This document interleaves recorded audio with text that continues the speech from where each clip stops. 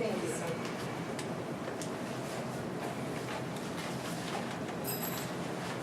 Okay, we'll call the president will be here in about 10-15 minutes, so we'll go ahead and call the meeting to order, please.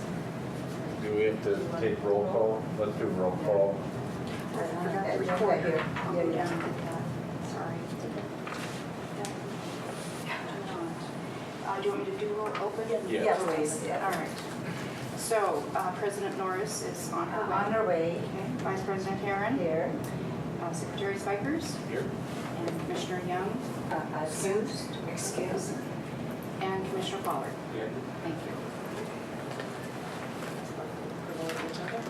Okay, so all for the approval of the agenda. And I'll second. Did you move to approve? You Yes, you made a I motion? moved. I second. Okay, all in favor All in favor? of the agenda? Aye. Motion carried. Thank you. Okay, then topics to discuss here. We are going to due diligence summary updates. These are the topics to be discussed this evening. Definitive agreement, land and building leases, lease transferences, trust, certificate of need, timeline check. So those are the topics for this evening. And I'd like to call Mr. Do you need to jump in and do it? Yes, Get it please. started? Yeah. All right. Sorry about that. but go. No, I just thought I'd get you launched. All right, thank you, Emma. So as Steve and I thought about, I couldn't find you. How do you did it? Steve and I kind of thought about what's the best way to make sure that you all as commissioners really stay engaged and really informed and you keep the information flowing to you timely. So what we've done is construct this agenda here. And so each time we meet for the work study, for the affiliation work study, this is exactly what the agenda will look like, just every single time. And so once Brian has had a chance to go through the timeline, it will make sense to you. Okay. But we even intentionally designed it so it has boxes so that you can take notes in it and so that your notes stay associated with the topic. Great. But that's what's in front of you. But the real purpose of tonight, or this afternoon, excuse me, is really to kind of introduce the big picture to you. And so Brian, thank you so much for coming from the great state of Michigan, next to the better state of Minnesota, right? And so Brian's really going to walk us through kind of the big picture, starting from the timeline. Take it away. All right, well, thanks. It's good to see everyone again. It's good to be out here. We have spent a fair amount of time, Dr. Whitcup, Steve, and I, as well as the folks from Overlake. We had at least one conversation where we went over all of this. With an affiliation, it's always important to try and keep your arms around all the moving pieces, making sure everything's getting done and moving along so that you don't get partway through the process and go, oh, whoa, wait, we forgot about this, or who's handling that. So this sort of time frame to me is always useful.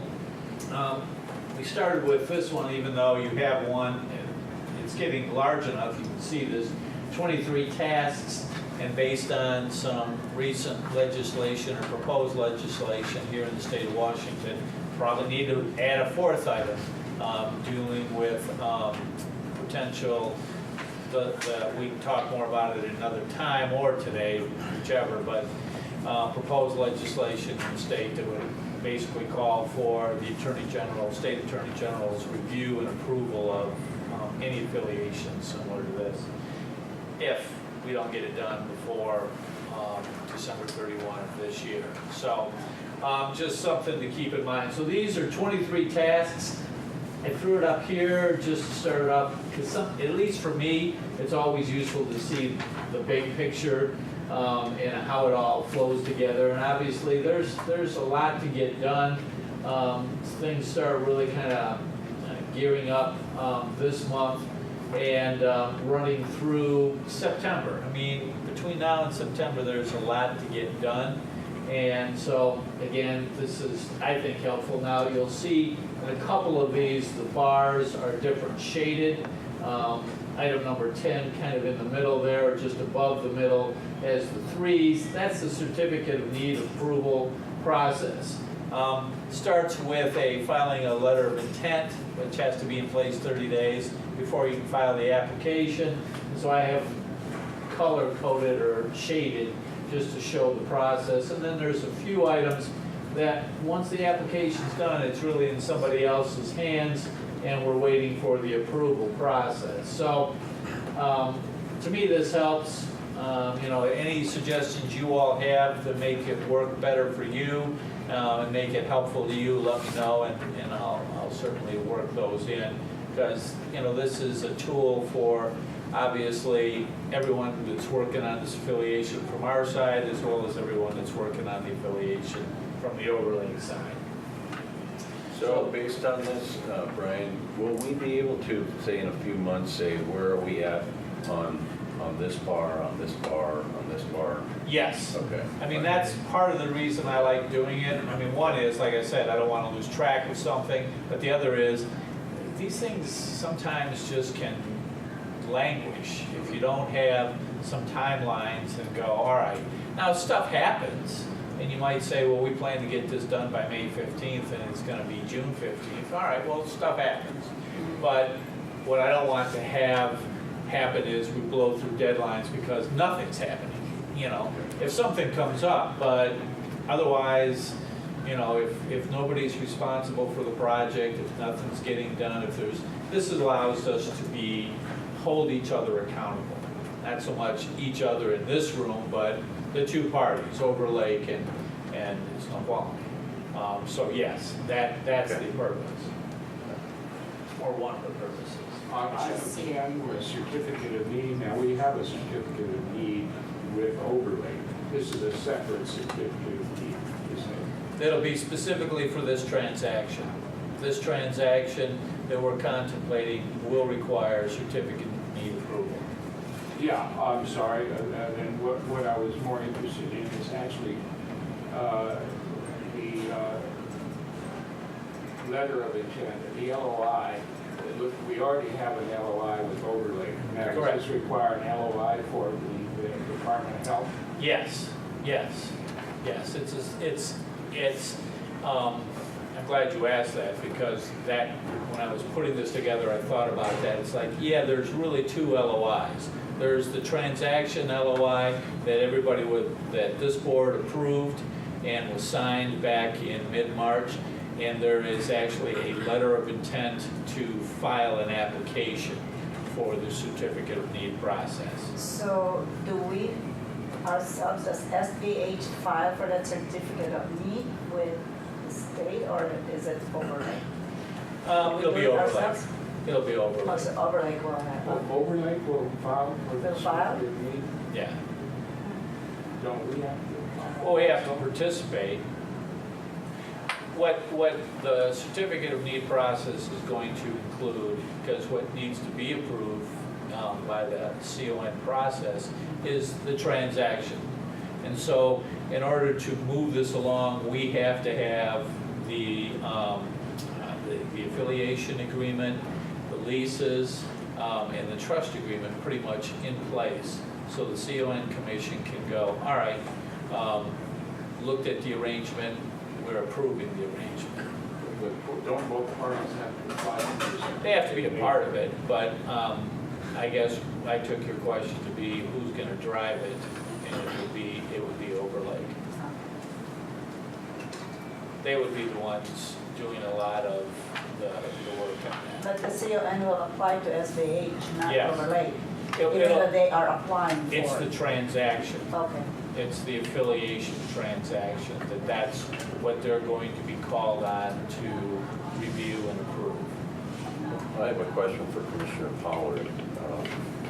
Do you foresee anyone, perhaps some of your constituents that you're familiar with, doing any kind of appeals process and slowing this down and putting this dead in the water at all? It depends on what is developed and how much communication goes on with the public. I think one of the things that we should consider is we're all here. There's the people that, number one, own the hospital and are going most impacted by this are the people. And yet, the only thing I can see that's proposed is a town meeting after everything's in place. There's no participation Not of there. the public during the policy formulation process. It is intentionally timed so that it is, we're able to have something to share and then, but not be done yet so that we can receive. Yeah, it's very intentional. In fact, as Brian jumps in, it's kind of got a presentation that takes each of these steps, and a lot of that's in there. I'm just concerned if we put $500,000 into this and then someone delays this enough to push Overlake out and it's a frivolous appeal. And I would be really ticked off Yeah. about it. And to the point where, you know, if I knew the people ahead of time, they could come in and talk with us or talk to the Yeah, I commissioners think that would and be the best. staff. Because I don't want that happening. I don't want to blow $500,000. Well, the public has certain rights under this. They do, but I don't want to see a frivolous appeal either by somebody that, you know, that may not know all the facts. Frivolous is in the eye of the beholder. It's going to be frivolous. But those serious ones who may have a claim should be coming forward if that is the case in order for us to I would like to have us have an open discussion about some of the practical features, like one of the things I'm concerned about is who would be in charge of admissions? Would that be us, or the new board, or our Overlake, since Overlake They're is in the charge of operator. Operations is operating. then they might be in charge of admissions. They would be. Then we have some issues there that we need to discuss. Such as what kind of issues? Well, I don't know if you want to get into this now, but I I just- think we need to have a free-flowing information about possible problems. We need to foresee and forestall any possible problems in this. Well, that's why I'm calling on you to help us out in that regard, to talk to the constituents that you might think that might be I'm not going to be responsible for the entire public, but the public is going to have some questions about this. Yeah, but- Some are going to consider we've been tricked again. Many people in this community feel they were tricked in the building of this hospital. Because the only time they've had to vote, they voted 69% against. We don't want to go in the past, Well, but let I'm me just finish saying. my sentence, please. Well, that's not, I would They call, voted 69% against having, building a new hospital. That's the only time they've had an opportunity to vote, and some people are bitter about that. well, I understand that. My point is that the last delay on appeal cost us over $1 million in interest, I don't think so. well over $1 million. So that's what I'm worried about and concerned about right now. So let's put it on the table right now. Right, Because and I if it think happens, it's not going to, it will totally ruin this hospital. Anybody who's a commissioner, as well as member of the public, and anybody with standing, has the right to appeal. And that's, I And that's think, the state law. exactly, Commissioner Pollard, we are going to really put this forward, and for those who are seriously having an issue, we are the representatives, so if we heard someone, like Commissioner Spider's asking that they can come and share that Yes, that's what I'd concern like. We'd like with to see us. transparency and have But these yeah, particular not people behind the come to our scenes. meetings. We don't want any behind the scenes, so One of the let's- problems we've got is the Valley Record has changed. It's become a regional newspaper. They never wrote a single story about the hospital going into $1 million in debt. They don't write about the hospital, and I know the reasons why.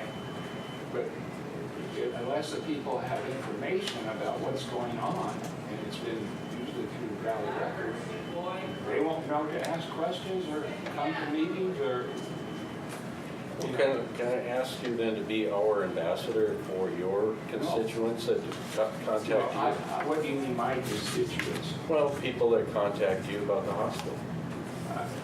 These are members of the public. They may contact me, they may not. I'm just saying that unless people have more information about this, they're going to feel like, once again, we've been tricked.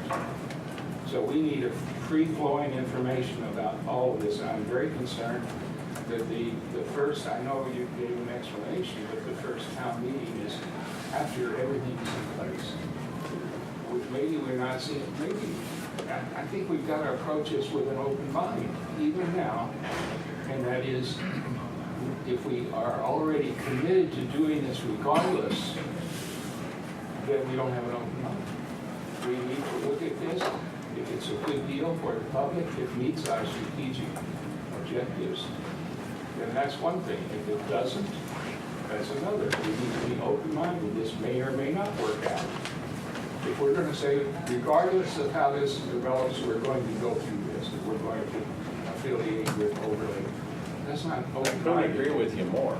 I just want to make sure that the people that have any issues that you may think might have issues come forward and get the direct facts and not something that is didactic down the way that causes a problem when we go $500,000. And that's what openness is about. We want to be forthcoming. If there are Yes, some yes. questions, We want to be come, forthcoming. please, you are So invited. you think that doing a town hall meeting sooner would be? I think there should be very early meetings so that the public even knows this is in consideration. This is, the public doesn't know a thing about this because the Valley Record is not doing its job. As Brian goes through the kind of the overlay, will you kind of think about where you think would be a good time to insert an earlier town hall so I'd we like can to have grab it? one within a couple of weeks as a start and let people know that this process has begun and we'd like their feedback on what they think of the idea. Because, you know, Overlake did a nice pitch the other night, but they're not listed as one of the top 5 hospitals in this area anymore. And I personally had an experience with them within the last 3 months where I've told people, just between us, I don't want to ever be taken to Overlake unless it's an extremely unusual situation because of the experience I had, 24-hour experience I had at Overlake. I consider it a poor hospital.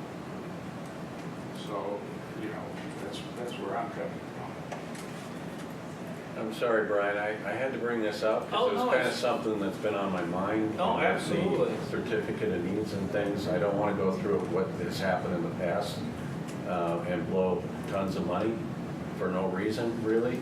And this is going to be something that comes out. I think that the hospital's going to be dead in the water. So Why would we be dead in the water to have communications with the public about this you whole project? want me to go through all of our financial records the last 5 years with you? It would take you about 6 hours, but I'd be happy to do that, Gene. I don't know what you're talking about, but So- I do know Okay, so we that, just, maybe, can we just have Mr. Brian to I do proceed know for now? that Look, your vote yeah. was for cutting our sale of the old hospital in half, and we lost 10 to $14 million. I would object at this time that it's not on point. We're talking about past issues here. Well, here, you're talking about, So- you're threatening past issues yourself. No, I'm threatening because I'm talking about frivolous issues. Yeah, well, That is the same issue that's coming up as affiliation and certificate of need. The certificate of need needs to be approved. And if there is an appeal, that could probably, my guess is, somebody's probably going to pull out. And it won't be us, it'll probably be Overlake. So if that happens, it's going to be on whoever facilitates or tries to push for an appeal. And if it's a commissioner on this board, I wouldn't want them to be a commissioner on the board. Can we table that for now and let's proceed with the Yeah, PowerPoint? Let's, I think we should proceed. Okay. Okay. let's proceed, please. I consider these Okay. comments inappropriate. Mr. Brian? All right, well, as I mentioned, you know, right now in that timeline, in that project timeline, we've got 23 different affiliation tasks or projects identified, and the whole purpose is just, you know, get them out there, not lose track of them, and set a target completion date. Again, sometimes stuff comes up, it delays it, but oftentimes what happens if you don't have these it just kind of languishes, you know? It's always the tyranny of the urgent. Something else is driving it rather than this. So that's why we did this.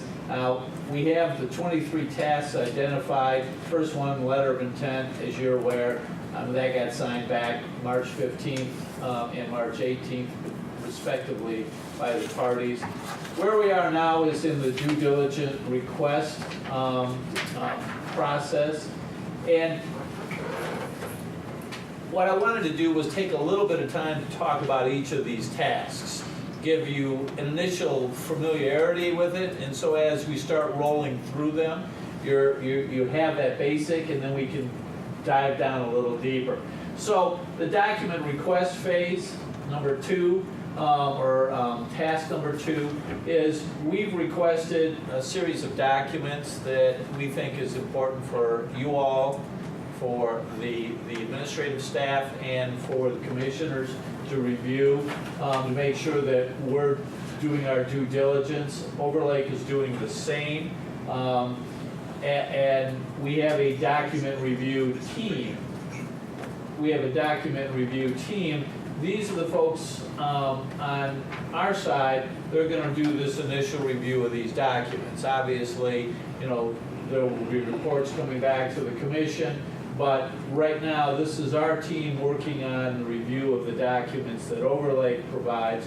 Overlake Management has its own document review team, administrative team members, as well as I'm sure they'll have Ogden Murphy, Don Black, and some of his folks as well assisting on that process. So we've set up, actually the 2 law firms have each set up a SharePoint site. So all the documents get uploaded from our side and have been uploaded from our side. And so now Overlake and their document review, their due diligence review team has access to that SharePoint site. Now, so that those individuals, those specific individuals, and it's limited to their due diligence review team, can go onto that SharePoint site and see these documents that they requested in the first place. Steve and his team gave us the documents, we got them uploaded. They are in the process of doing the same thing on their side. I expect that we'll have their documents up for our team to take a look at beginning probably mid to end of next week, maybe a little longer, but I'm anticipating that. We also have clean rooms in each of these SharePoint sites, and a clean room, and I have to give credit to where credit is due, Steve. These were great slides. Steve put together this explanation, and it's spot on. A clean room is really a data sharing room, or a data room within a data room. There are certain documents that generally should not be made available to the administrative team and the leadership team of each other's organization. One, sometimes there's just stuff that shouldn't be shared prior to really getting the thing effective, but part of it is from an antitrust perspective. There are certain things that competitors or neighboring organizations can't share, and so those documents go into the clean room, and then generally the legal counsel for each side puts together a report without some of the specific detail, so that if the deal ever falls through, we don't have any antitrust concerns related to this. How is the board involved with seeing the data, or working with the data, or knowing about it? Well, the clean room data will come in the form of a report from me, or if there's more of a financial end, it may come from the hospital's accounting firm. But the data that's not in the clean room will generally be reviewed by the due diligence team and report to the board, report to the commission. Who's on the due diligence? That's our due diligence team. So just like any other hospital reports coming to the commission, this will as well. And then, Mr. Pollard, you'll see one of the first classes. So when we come to these meetings, this will be a time that we'll bring up, here's what's come up into the due diligence and our review to make sure that you guys stay up to date on everything.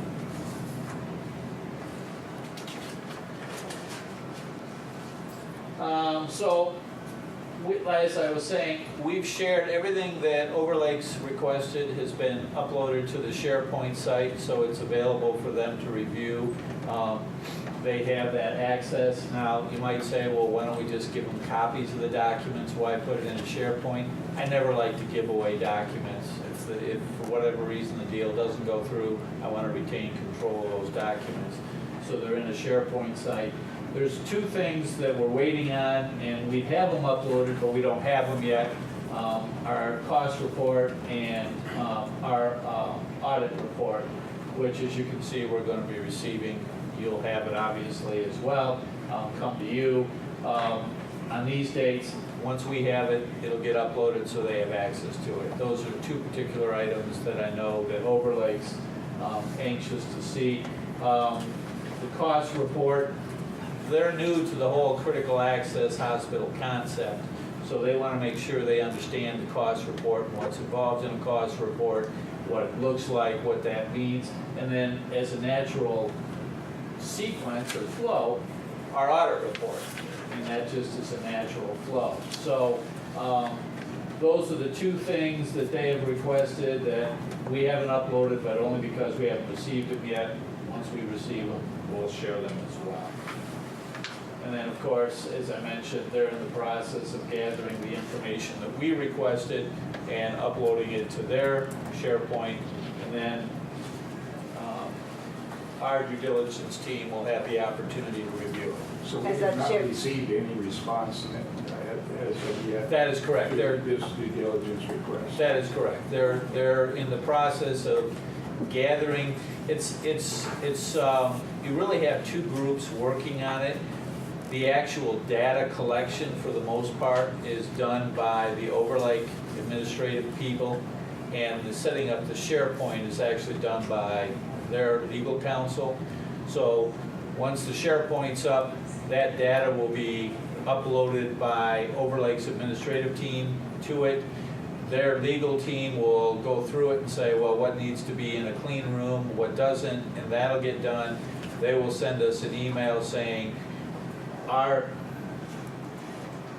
folks have access to their SharePoint, and then we'll be able to go in and look at it, review that document. Is the document on SharePoint read-only or printable document? Well, it's basically read-only. I mean, Read-only, that's right? my That's what- preference, yeah, that's what I was because I don't wondering. want to, again, lose. Right, because you mentioned you want to have that control. Yes. Okay. Yes. All right. As a part of the due diligence, this is kind of almost, I mean, it's a part of it, but it's kind of going into itself. Common interest agreement, sometimes referred to as a joint defense agreement. On the offhand chance that there is something that's there that could be on either side, that may be a reportable sort of or legal reportable obligation, then we want to make sure that the attorneys from both sides can talk freely, so we have this common interest agreement. This document was, it was put together by Overlake's attorneys. We reviewed it. Skip, I think, looked at it as well. Everybody was comfortable with it, so it's been signed. It's been reviewed and signed by both administrative team and legal counsel. So once we get everything up, and then the time frame, I mean, you know, let's see, yes, I'm sorry. This is one where I did not put a specific time frame, but the due diligence request, and that, we expect to have that done by the end of the month. All right, so that process, getting everything requested, everybody uploading it to the SharePoint, we're shooting for the end of the month, and I think we're gonna be, well, we already got our stuff up, except for the two items we don't have, and we expect to have their stuff up by the end of the month. So, moving into the next phase, or the third task, is the actual due diligence review. mean, so we're gonna take a look at the documents. We're gonna identify issues, they gotta be resolved prior to closing. I mean, two of the things that I actually made the list as well as tasks are the issue with the bond and the bond approval, making sure that we can get that, the rent or the lease payments in essence being at 105% instead of 140%, and needing to get comfortable with critical access hospital status. Those would be two examples of issues that got to be resolved or waived prior to going to closing. So we identify that, and it helps us develop the definitive agreement. I mean, you know, there's stuff that may come up and we go, oh, well, we want to work this into it. So that's part of the whole process, just making sure we're aware and transparency between partners. With respect to the critical access agreement, the federal government can change that at any time. And as a matter of fact, for 3 years, they tried to say that any hospital within 10 miles of another hospital could not maintain their critical access status. That kind of thing can come back. And it's not something we do, it's out of our control. Correct. And if that would be used as an excuse for exiting the program or canceling the obligations, we're in a vulnerable position, it seems to me. Correct. Now, you know, all of this still comes out and gets worked into the affiliation agreement, but based on my conversation with Overlake's attorney is they are aware of that and they're comfortable with that. What they want to make sure is technically this area wouldn't qualify as rural in one respect, but it meets another CMS definition of rural, and they just want to make sure that they see some documentation. It's like, oh yeah, we've seen the survey results, we see what they're basing it on, we're comfortable with that. So the fact that the program might change in the future, they seem fine with. They just want to make sure they get their arms around what the rural, how that's proven or established for the certification process. So, as I understand it, we've gone through 2 surveys, you know, since the government put more of a focus on that, and we've been approved both times. And they're not challenging it, they just want to see how we are defined as rural so that they have that in their hands as part of the future. The way the law defines it is any city or any area, catchment area that does not have a city of 75,000 or more is rural. So they're aware of that, but there are a discrete set of criteria, and they just want to know which one was used for us. So they are very well aware of all the different ways that you can do it, so they're not uneducated on this. They just want to know which one of DOH used for us. So it's a fact-finding mission. It's more like historical document finding mission. We were informed as well. I would love to know as well, yeah. All right, so this review process, and we're really shooting to get this done by July 15th. Actually, I'd love to get it done sooner, but you know, again, we really need to have this kind of resolved because we need, all this starts to be timeframes looking towards getting an application filed in connection with the certificate of need process, so we can get that process done, if possible, by the end of the year, so that we can get this wrapped up and finished. And so we need to drive some of these things, and that's the target date for this particular task. Resolution, we talked a little bit about this, but I mean, obviously, we need to make sure that bond covenants and required payment amount, the impact on the structure of the arrangement, the approval of the bondholders. This, as I mentioned, is actually kind of a subtask of the due diligence review. We're shooting here for May 31st, and you know, I think based on our last conversation, that's still a doable target. And then, as we were just talking about critical access hospital status, as Dr. Woodcup pointed out, what they're really looking for is documentation on that one particular issue. And I think we're well on our way to doing that. Target completion date was 31st of July. That was more because that's kind of when we really want to get that application for CON filed by the end of July. We built in some flex that maybe we get it filed the middle of September, but we'd really like to get it done in July. So that first sentence is where I'm concerned about. It's not asking what our status is now. It's saying continuation of our status is required by overlay. That's out of our hands. No. It's, as Dr. Whitcup pointed out, that's exactly what I've heard as well. What they just want to know is they've seen the survey results. They understand we were approved. They just want to know on what basis they were relying. And so they're aware that nothing's forever and it can change, but that's not what's worrying them. They just want reassurance that we've got that issue. We can just provide, or DOH can provide that documentation. The affiliation agreement, as you're aware from the letter of intent, the letter of intent talks about a number of, well, it uses the term definitive agreements, plural. And in my mind, there's really 3 maybe, depending on whether we can assign some current leases or whether we can have one lease that covers both the equipment and the facilities, or we need 2 leases. I mean, some of those things we'll have to iron out. But this is kind of the master of the definitive agreement. It is the affiliation agreement. It establishes the structure of the affiliation, description of the other definitive agreements like the lease of the facilities, the lease of the equipment, the trust agreement, the conditions to closing, what has to be met, and really the whole process for how the affiliation is going to roll out.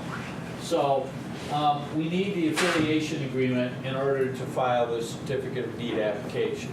Well, technically, we could file the application with a description, but when they send back in 30 to 60 days, I'd have to go back and look to make sure which time frame it is.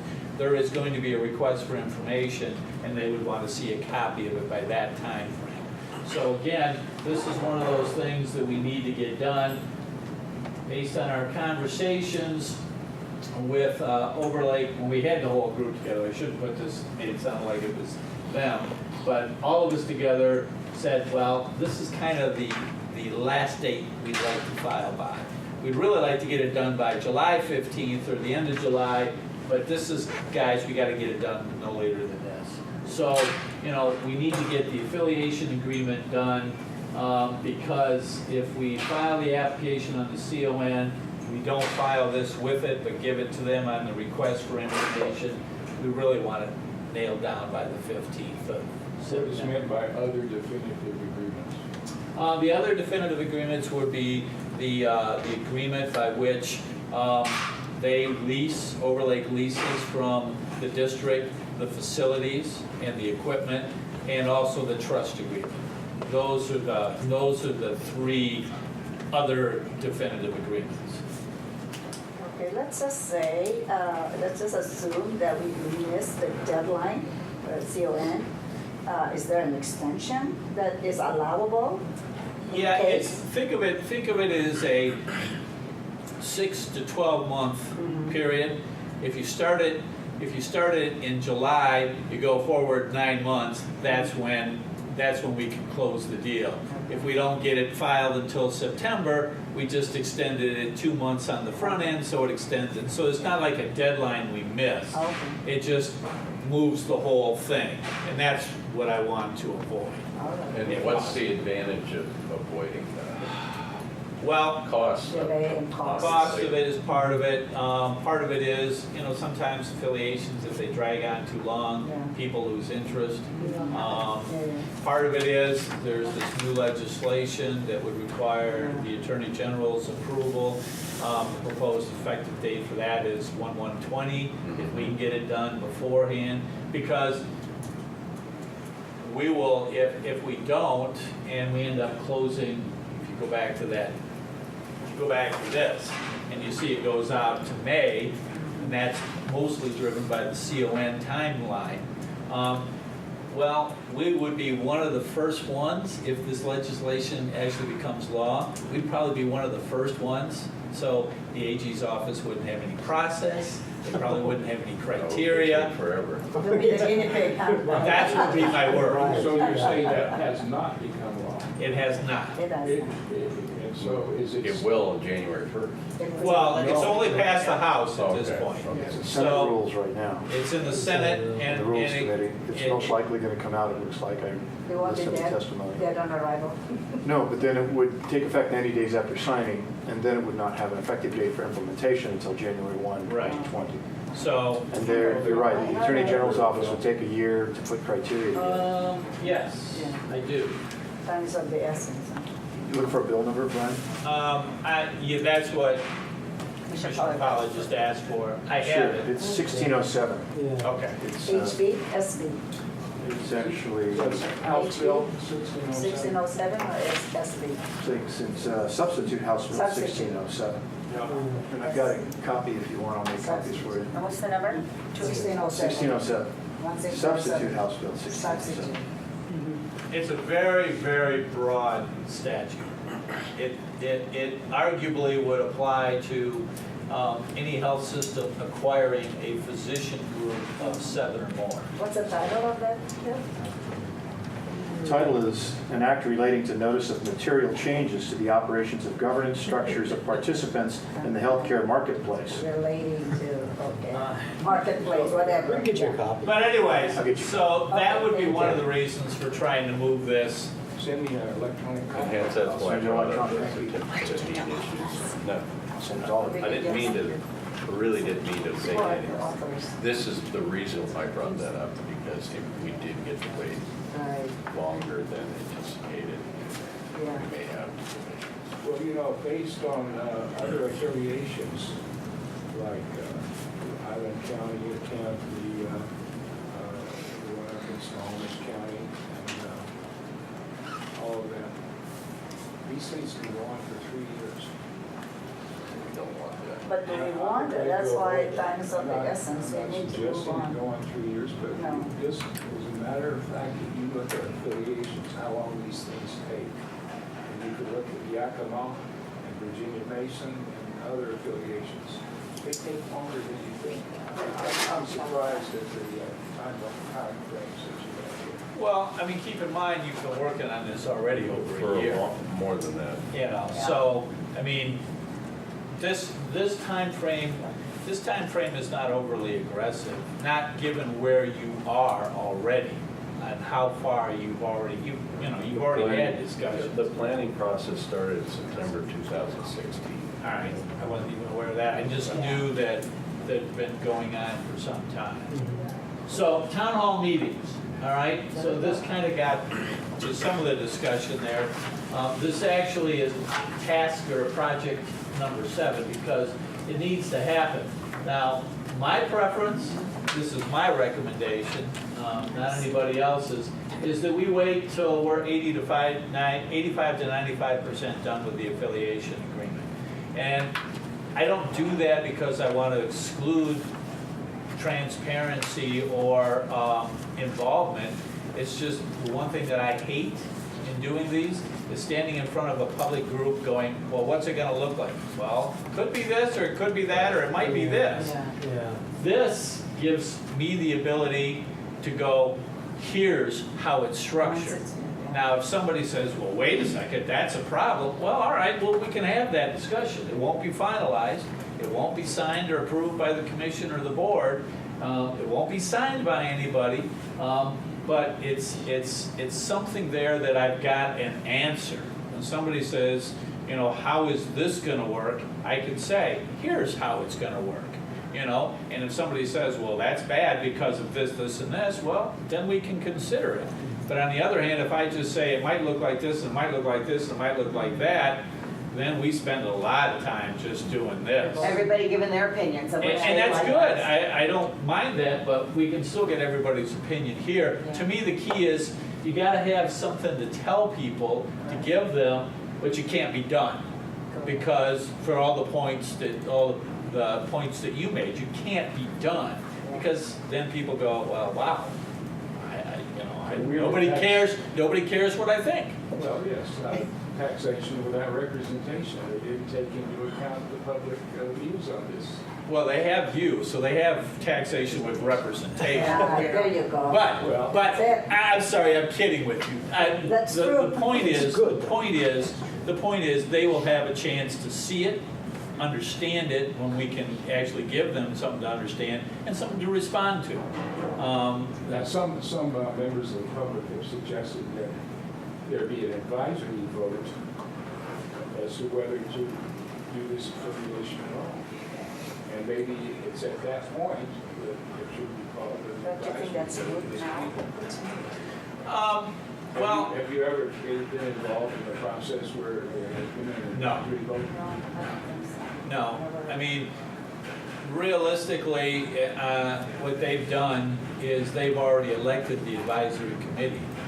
You all Yes. sitting around the table of the advisory committee. And so, you're the ones that are involved in the whole process. You're the ones that were involved in putting together the letter of intent. And so, you're speaking for them. I think it's important for all the reasons you pointed out. I mean, if the local newspaper, if people aren't even aware exactly what's going on, it's people never like to be surprised. So, if we can give them this, and again, I have to have, I think, something to give them. And so I'll usually go for the 85 to 95% complete, because then we got some pretty solid ideas and we can answer questions. And if something comes up that we haven't thought about, well, we can think about it and address it. But also the CON application. I think it needs to be somewhere right before or right after that CON application goes in, because the CON application includes a description of the arrangement. And the last thing I want to do is have an application go in, and then 6 months later, we're having a discussion, a town hall meeting. Well, it's like, it's already in the process, it's a done deal. Even though it wouldn't necessarily be a done deal, it'll create the impression it's a done deal, and that's what I want to avoid. So I always shoot for right before, right after, and if we can line things up before is better. That's just my feeling. So, I don't know if that, well, I mean, obviously you as commissioners have to set the time for when we actually have the town hall meeting. But when I propose it, when I give you a specific time frame, it's tied to that reasoning and that logic. If we're able to get, it looks like we're going to get the affiliation agreement and the CON application done in July or August, then we ought to have the town hall meetings June, July. If it looks like it's going to be more August, September, then we have them July or August. Have them close because we got everything done, but we're not set in stone yet. Of course, if for whatever reason there's a big delay, I want to have it that 85, 95% done. So if for some reason we hit something and there's a delay in getting those documents done, we don't get them done, we want them done in July or August or September, we don't get them done to October, well, we delay having the town hall meeting till we get to that point where we have something to say. That's my recommendation.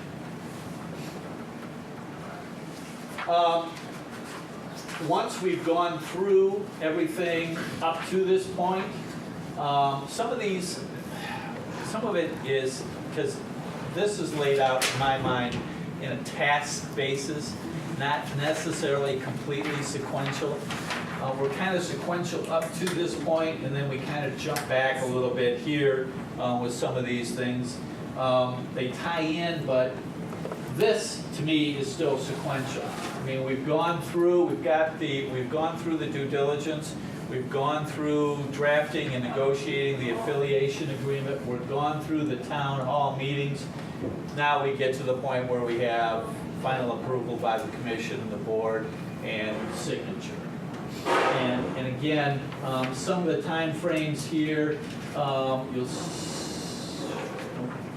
Some of the timeframes that are on here for signature, which are September, October, November, reflects the fact that Overlake Board only meets every other month.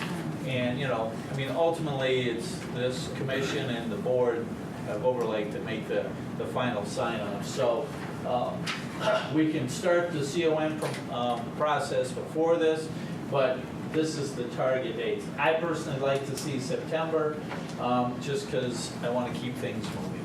And also, you're more likely to have an audience. If you do a town hall Yeah. meeting and nobody shows up, that's very destructive. Well, it's very discouraging, too. Yeah. So I think you have to kind of skip July and August and wait till school starts and things get back. Well, again, my only problem with that is if we skip that and wait till September, and Everybody's then we're busy. moving forward with the process. Okay, go ahead, but I'm just telling you, if people won't show, they're not gonna be here. Ultimately, that's up for you all to decide when we have the meeting. This is my recommendation on why we have it when we have it. So, this starts to get into some of the things that just needs to get done, assignment and assumption of licenses, provider numbers. There are a whole raft of things the hospital has. They have provider agreements with various insurance companies. They have licenses. They have licenses, not just a hospital license, but there's CLIA licenses and certification for the lab. There's radiation requirements for the X-ray. All of those things, we need to make sure that we get transferred, assigned, and taken care of. So, target completion date, because in my mind, the ideal completion date for the whole deal is to get it done by the end of the year. If we can get it done by 12/31, I think that's ideal. Certificate of need application, and this is the one, one of these lines that has variations in the shading, and it's because it's really a four-step process. First, we got to submit that letter of intent. So that is the letter of intent, not the one we signed before, but our letter of intent to submit a CON application. Then prepare and submit the CON application, respond to requests for additional information, and then CON Commission reviews and approves it. So target date for the letter of intent is June, by the end of June. Application, again, these are kind of the outside. If you look here, I gave us some fudge. So maybe it's a 2-month period because it's just the way I'm wired. In my heart of hearts, I'd rather get stuff done sooner rather than later. But the outside deadlines are for the letter of intent by June 30th and the application by September 30th. Those, if we go out that long, it looks like we may be waiting until May to actually get our CON approved. And that's just because there's a backlog at the CON Commission and their review. There's set time frames that they are intended to follow, but if you just get swamped, and my understanding is they are swamped, there's a backlog. And so this is why, because of that backlog that may push us out to May of next year, almost halfway into the year, Yeah. that's why I'm really pushing to get stuff done up front.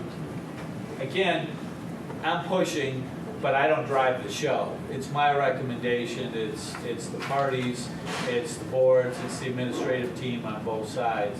So I don't want you to feel like I'm just, the taskmaster with, the whip in a chair moving everybody along. But it's kind of like, stay on task, people, so we get this done. I need to make that clear. This is our goals. This is to keep us on task and to get us done. I put this together with everybody's input, but this is yours. And if it changes, I say yours, it's yours and Overlake's together, because it's got to be both. My recommendation is we try and stick to these unless something comes up that we can't get around. But ultimately, that's not my decision. I don't suppose you can make this larger. Please. Have a magnifying glass. Actually, I think in part it depends on the printer. If you have a printer that can print, because I Or the understand font. exactly what you're saying. When I have mine printed out at the office, it's like this. Well, we could use legal size paper, for example, but a saving grace is that if you look at like item 11, it happens to be on page 19, where it's formation of NUCO, then if you come back here to affiliation task, you can read it. It's just that this would be really handy if it were a little more readable. Yes. I will try and make sure that happens. That is what I sent you in email. So Yeah. on your computer screen, you can blow it up. Maybe I can blow it up. All right, so the certificate of need, this is the thing that is kind of what we need to keep in mind and keep focused on, because this is going to delay us more than anything else. Now, formation, there's, I put these all together. I figured by this time in our discussion, you'd be tired of hearing my detail. So we compress this now. Obviously, we're going to get into this in more detail in future meetings. But a lot of this is really all on the overlay side, because NUCO is their entity. They're going to form it. It's going to be a subsidiary of overlay. So, but we have timelines that are tracking to keep everything else moving to make sure these get done, because we need this in place before we file the application for the CON. And so that's why you see this July 31st deadline come up. They are going to submit a Form 1023, which is requesting that this new entity be 501c3 tax exempt. That, in my experience, takes 6 to 9 months after you get the application submitted. So I have gotten it back in 30 days or less. I know. I was shocked as well when it came back that quick, that particular one. But it was kind of a lay down winner. I mean, it was a support organization or a hospital, so it was kind of an almost a gimme. But you know, I can see by the look on your face, Skip, that you. I've never seen anything like that. This says, seek the Pay extra. NUCO Board of Directors. There's nothing said about elect the NUCO Board of Directors. Who appoints the Board of Directors? That will be overlaid. Overlay appoints them, we have nothing to do with that? Correct, because they're responsible under the letter of intent for operations. And so this is the entity that's going to be operating. It doesn't relieve this board of any of its, or this commission of any of its existing authority whatsoever. It just, this is the entity that's going to do the operations under the letter of intent. Will that include members of their board, their current board, or is this? No, new people? well, I don't know for sure, because I haven't asked that question. My expectation is that it will probably have members of their administrative team, like somebody from the C-suite, the chief operating officer, the CEO, CFO on it, and then community members. That would be my expectation, but I haven't asked. And ultimately, that's going to be their call. Wouldn't, don't they need to start the approval process right now for this? I mean, it's I have 8 months out. suggested that maybe they need to start that process. I mean, they need to do this right now. It's 8.5 months out to the end of the year. I have suggested that they may need to start that process. Yes. Do they know what will happen if we don't get it done by the end of the year? Well, there's nothing to say that they have to have 501c3 status by the time we make this official. It just means that they have tax. I think that part of the reason that they maybe haven't done this yet is I think their legal counsel feels like it'll be less than 6 to 9 months. I think he's believing it's going to be more like 3 to 6 months. Okay. And so, You know how lawyers are. Yeah, You can only tell them so much. very true. Ask us, we'll tell you that. Right now, 501c3. Correct. I believe so. I believe so. That's my understanding. Now, can't they carry that over to this new organization? Each entity has to They have. have to have their own 501c3, they'd be a different. So there's a separate borrow. entity. Yes. All right. Yep. Have I mentioned that I stressed that they might want to think about doing that? All right, so these are the 16 through 18. These are the two to three other definitive agreements. This is the lease of the facilities, the space, the hospital building, the lease of the equipment, and a trust agreement with regard that's in the letter of intent. So these are the remaining definitive agreements. We also need these for the CON application because they describe and document what the transaction is going to be. So again, we want to get these done as soon as possible, but not later than September 15th. Because all of our employees are going to become employees of Overlake, there are these issues. These are probably minor things, but again, I don't like,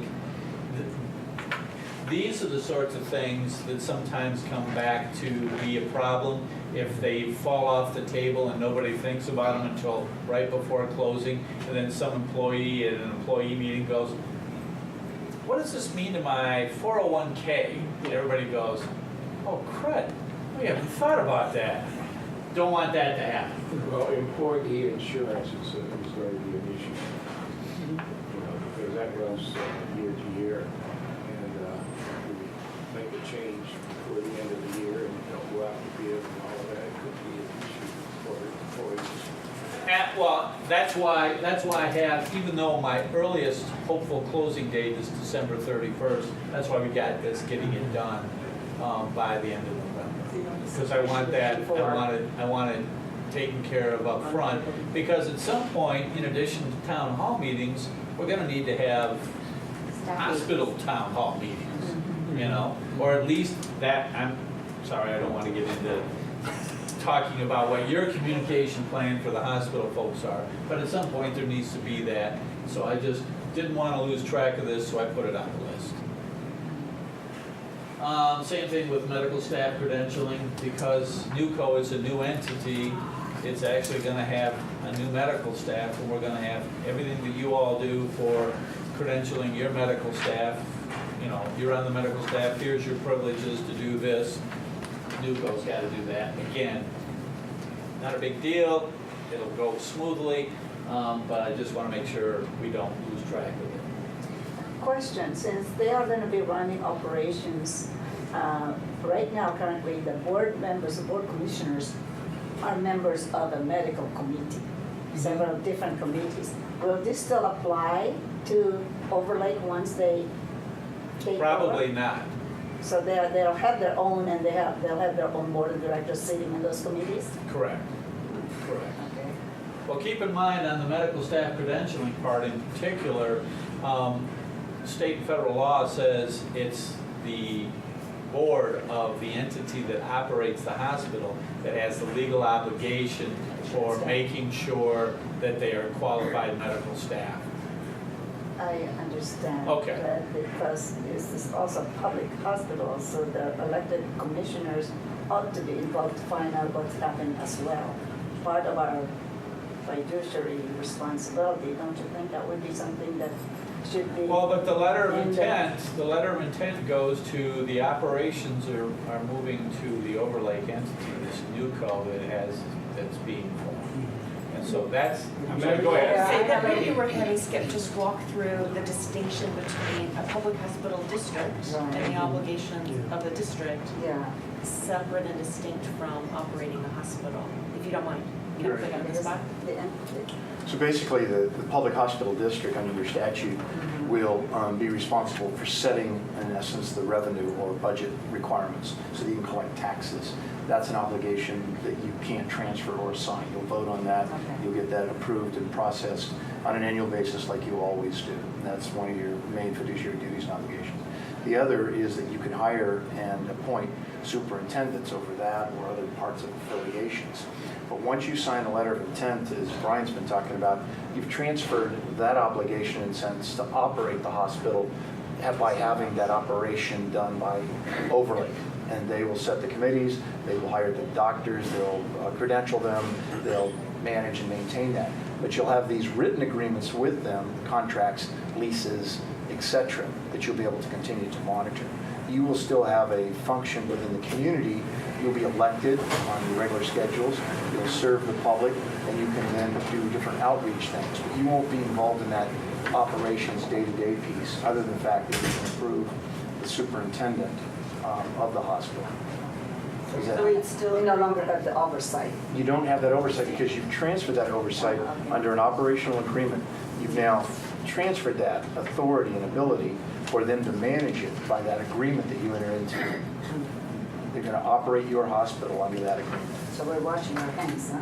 You're not washing your hands. You still have the oversight. You still have that agreement. You're going to put terms in there that says if they don't comply, if they don't follow regulations, state laws, federal laws, that you'll come in and you'll void the agreement. You'll say you're breaching the terms of the agreement.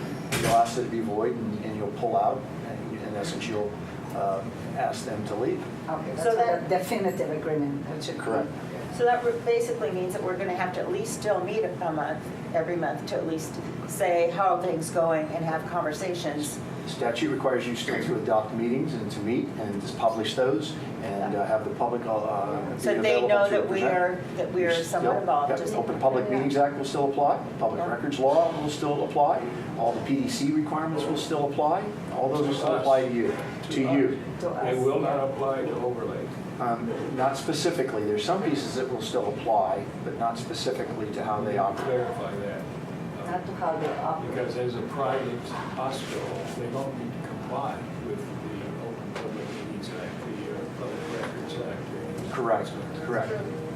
But if this entity here that they're running, as opposed to the hospital in Bellevue, that this is what they're going to have to where the public records would count, isn't Is it? it- No?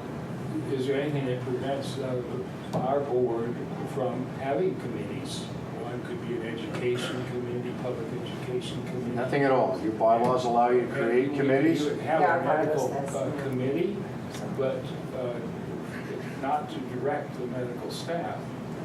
But it could be there could be a medical, as a matter of fact, you will continue your facilities committee and your medical committee.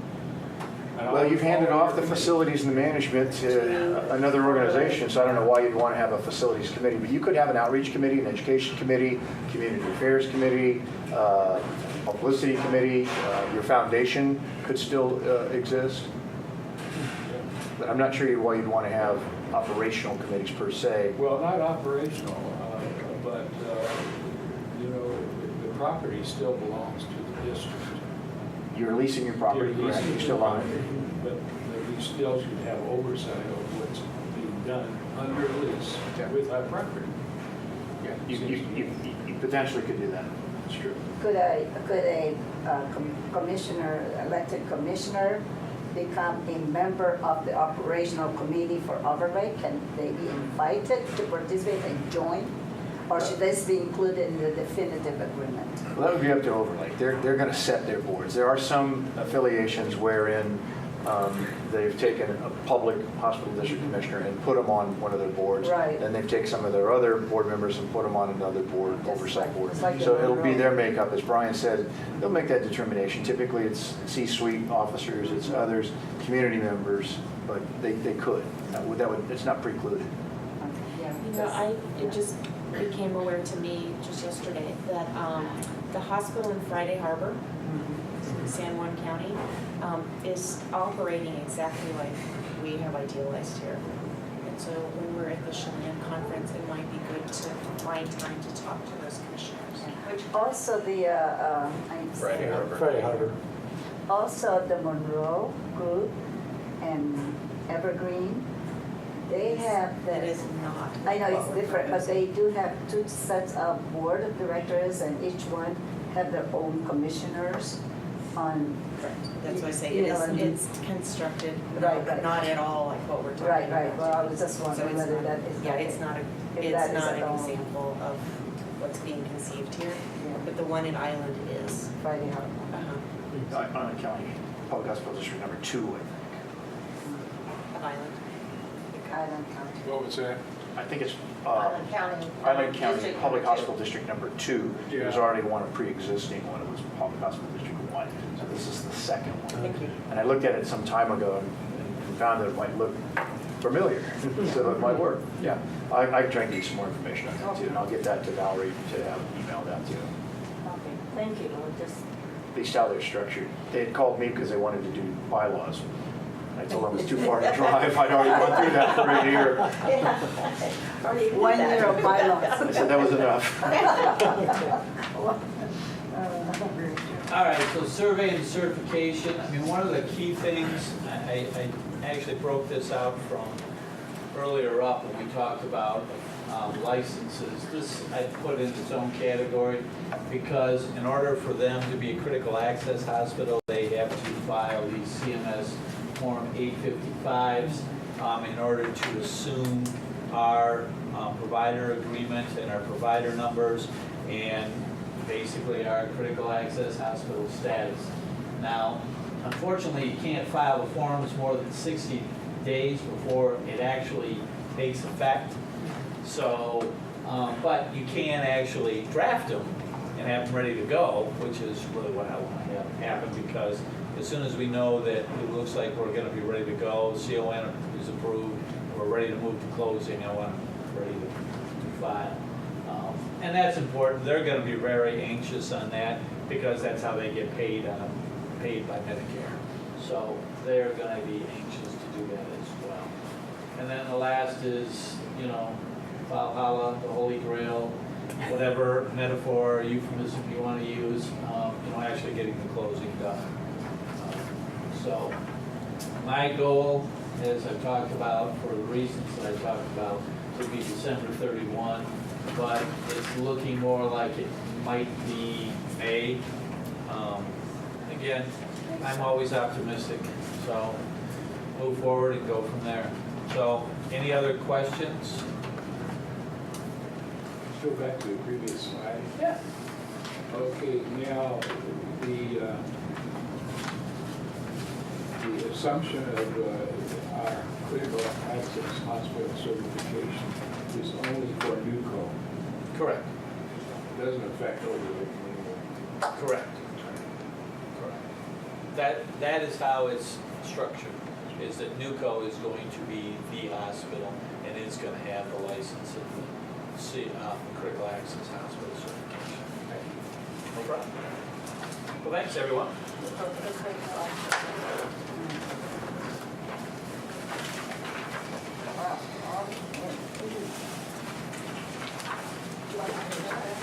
So I'm curious, did that give kind of a good overview to start with, so that when we follow this in the future?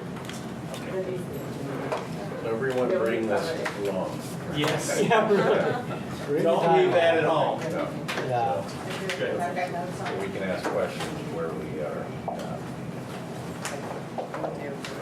So now does the agenda make more sense of each time we come together for this session? We'll have all these boxes to kind of hit, keep on track. are there any other questions that need to be asked by anybody? Hearing none on this, we adjourn. To call us to order. Limited. Good job, Emma. I'm always able to. So, as promised, we have dinner, Dinner? and then when we're done eating dinner here, then we can go downstairs to myself to the, Downstairs. Okay.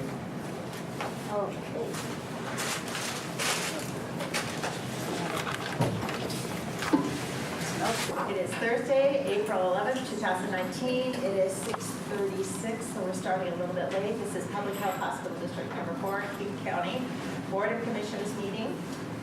It is Thursday, April 11th, 2019, at 6:36.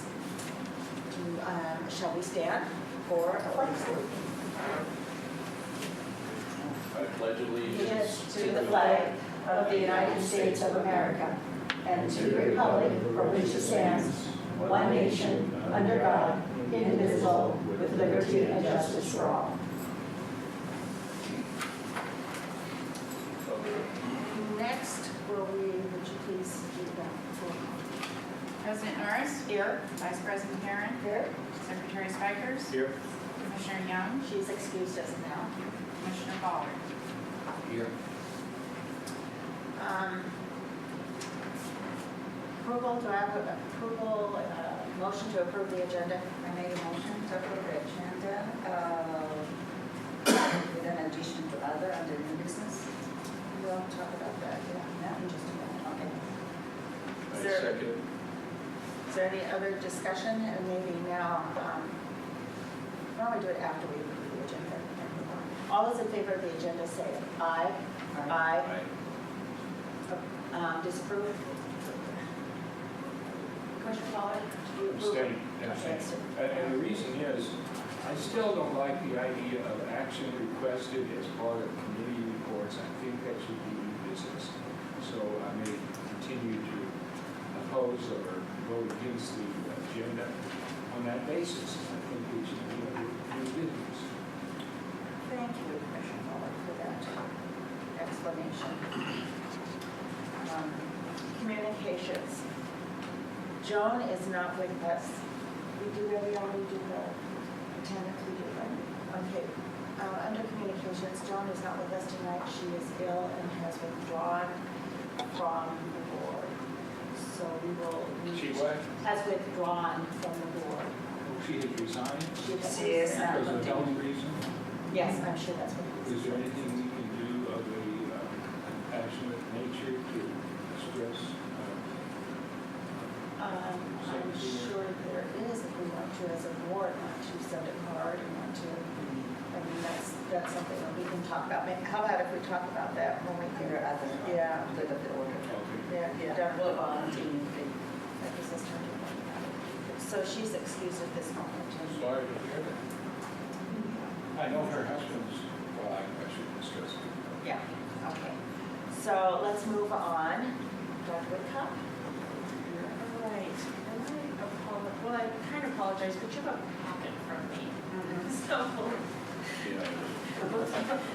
and so much came up over the course of this last month that I wanted just to make sure found its way to your ears. And it was just more to put into the normal kind of letter report. But I thought we would just talk through it. Most of it's for you to take with you. You don't have to know it all tonight, but just give you some background on it. So I divided into three things. The first one is a section of things that are board specific, that are for you all. Val and I were talking and made some modifications in the calendar that she hands out to you. And so now on the calendar will be anything that involves a board member is on there. And you all know which of the activities you participate in, which ones you don't. But just thinking that might give you a better view of the big picture of everything that's going on. If it becomes confusing, just give the feedback and we'll go back to the other way of doing it. Last month, we also did a trial without using the microphones, in everybody's face. And that seemed to work out well. All of the recording devices were able to capture sound without problem. It's on the website without a difficulty. So as long as the group here continues to feel that they're fine projecting your voice, we'll just skip on that part of the setup. One of the items that's in your packet is a WSHA governance education. It says it's a calendar, but what it is, it's the Excel spreadsheet that's got yellow and blue entries on it. These are all the governance focused education that WSHA has planned for the next year. Some of it is, some of it's already happened. Some of it is on the internet. Some of it is sessions like the patient safety, the Chelan conference, the conference in the fall. It's just a nice collection of all the things that they have that's focused on you all. We'll continue to bring up the reminders as these come here, but at least you've got them in your possession now. there's one coming up on the 15th that I want to attend for a while ago. And then Ethics and Conflicts of Interest 101 for 1 hour Yeah. on the 15th. That's something maybe others may be interested That's over. That's over. March That was on 15th. March 15th. But Mr. Pollard, Oh, I'm sorry. That's okay. I just. most of these are recorded. If they're a webinar, then they're recorded. So in fact, there was As a one matter earlier of fact, I today. got an email regarding that, and they said the webinar will be on, I think, the 15th, so. And then they're recorded and then you can play them on Yeah. demand. Okay, actually, I registered. Okay. So I know it's coming, a webinar. So you can just contact the link and then sign in, and then, okay, because that would be better. Yeah, so as they happen, and they've just started, so as they happen, I'll make sure that you know when they're available for on the link in the library. They tend to do them at the midday, so just like this one is at noon to 1 o'clock. And some, And so I try and watch them, and that way I can pass along if it's really valuable or not. I think that Finance 101, I think everybody on the board I agree. should, because it really, really is important for us to understand Medicaid, Medicare, commercial insurance payments. So, And one of the things that I thought is when we run across one that's really valuable, that we can bring that into a work study through the on-demand, and then we can play it, we can stop it. I'm almost talk. wondering if that would be a good one. to I have, think it would be. Because, I mean, I try to explain things in layperson's terms a lot of times, just how things are, but I'm not sure how good a communication I am with the rest of the board members after I review the spreadsheets that we have, and Steve is well more versed than me in reading spreadsheets, but it's taken me many, many years to be able to figure things out the way I do now. Well, as you know, Evergreen Hospital has 3 meetings a month for their people. One of the work sessions is called an educational work session, and that's where this might fit in. And then the other work session that deals with the kind of things that are going to be coming up at the board meeting. And then they have the regular board meeting. So I think when we initially envisioned the work study session, we did envision study, and that is the educational side of the meeting, and we haven't always done that. So I think what David's suggestion is excellent. We can start with that in that respect. This educational sessions, this big collection that they're going to put on over the course of this next 18 months, I think will represent some really good topics. Ethics and conflicts of interest one is good too. I took that from them about 6 or 8 years ago. I can't remember, brought up the statute and all the intricacies, so it helped me. First thing someone says about, hey, I had a problem with the doctor, the first thing, that question I asked, where was it? So I don't want be in a situation where, so I've had a couple people call attorneys. All right, well, as you look through the rest of this, if there's something else that catches your attention, then just pass that along to me, and we'll make sure that we grab it when it's on the website, and then we can pull it in from our work study sessions. With respect to filing date for board seats, et cetera. That's where we're going next. Now, Yes. if Joan has resigned, we've got, 7 months or so until the end of the year, and that would mean that we should appoint someone in her. We talk at that. Should we talk on the? We were gonna the talk- ladder? You want to talk about Yeah, that? Oh, you're going to talk about that as well. Yeah. We're gonna Yeah, do yeah. that. We'll do that, the good of the order, commissioner comments, Okay. so we'll do that at the bottom. Yeah, so I put that in here before we got the notification, but it doesn't change the fact that, just so everybody's aware, the filing dates are coming up. A couple of community-related items to bring to your attention. There is an open house, 2 open houses that are being held, and again, sorry, but in your packet, you've got the invite from Washington State Department of Transportation. And so this is on the I-90 Highway 18 interchange. So the diverging diamond and the dedicated on-ramp that they're planning. There's an open house in Snoqualmie on April 17th. And then the following day, on April 18th, there's one in North Bend. So just if you want to go, Yeah. there it is. I did have a chance to sit in and listen to the Department of Transportation. They came to a chamber meeting, so I got a chance to listen to the plans. So I didn't read everything, but there's a lot of information on here. Oh, good. There's also a parallel access that they're discussing. That'll be in this session Is as well. that part of that meeting? Yeah, that's a dedicated on-ramp. Yeah. Yeah. Right. Yeah, so that's supposed to be part of that meeting as well. I don't know if you have heard or not, but the Snoqualmie Tribal Clinic is closing. So the end of this month, the 26th of this month, will be their last day in operation. Permanent. Yes, so they will continue to provide their chemical dependency services and some of their behavioral health services, but their primary care traditional clinic operations, they're ceasing.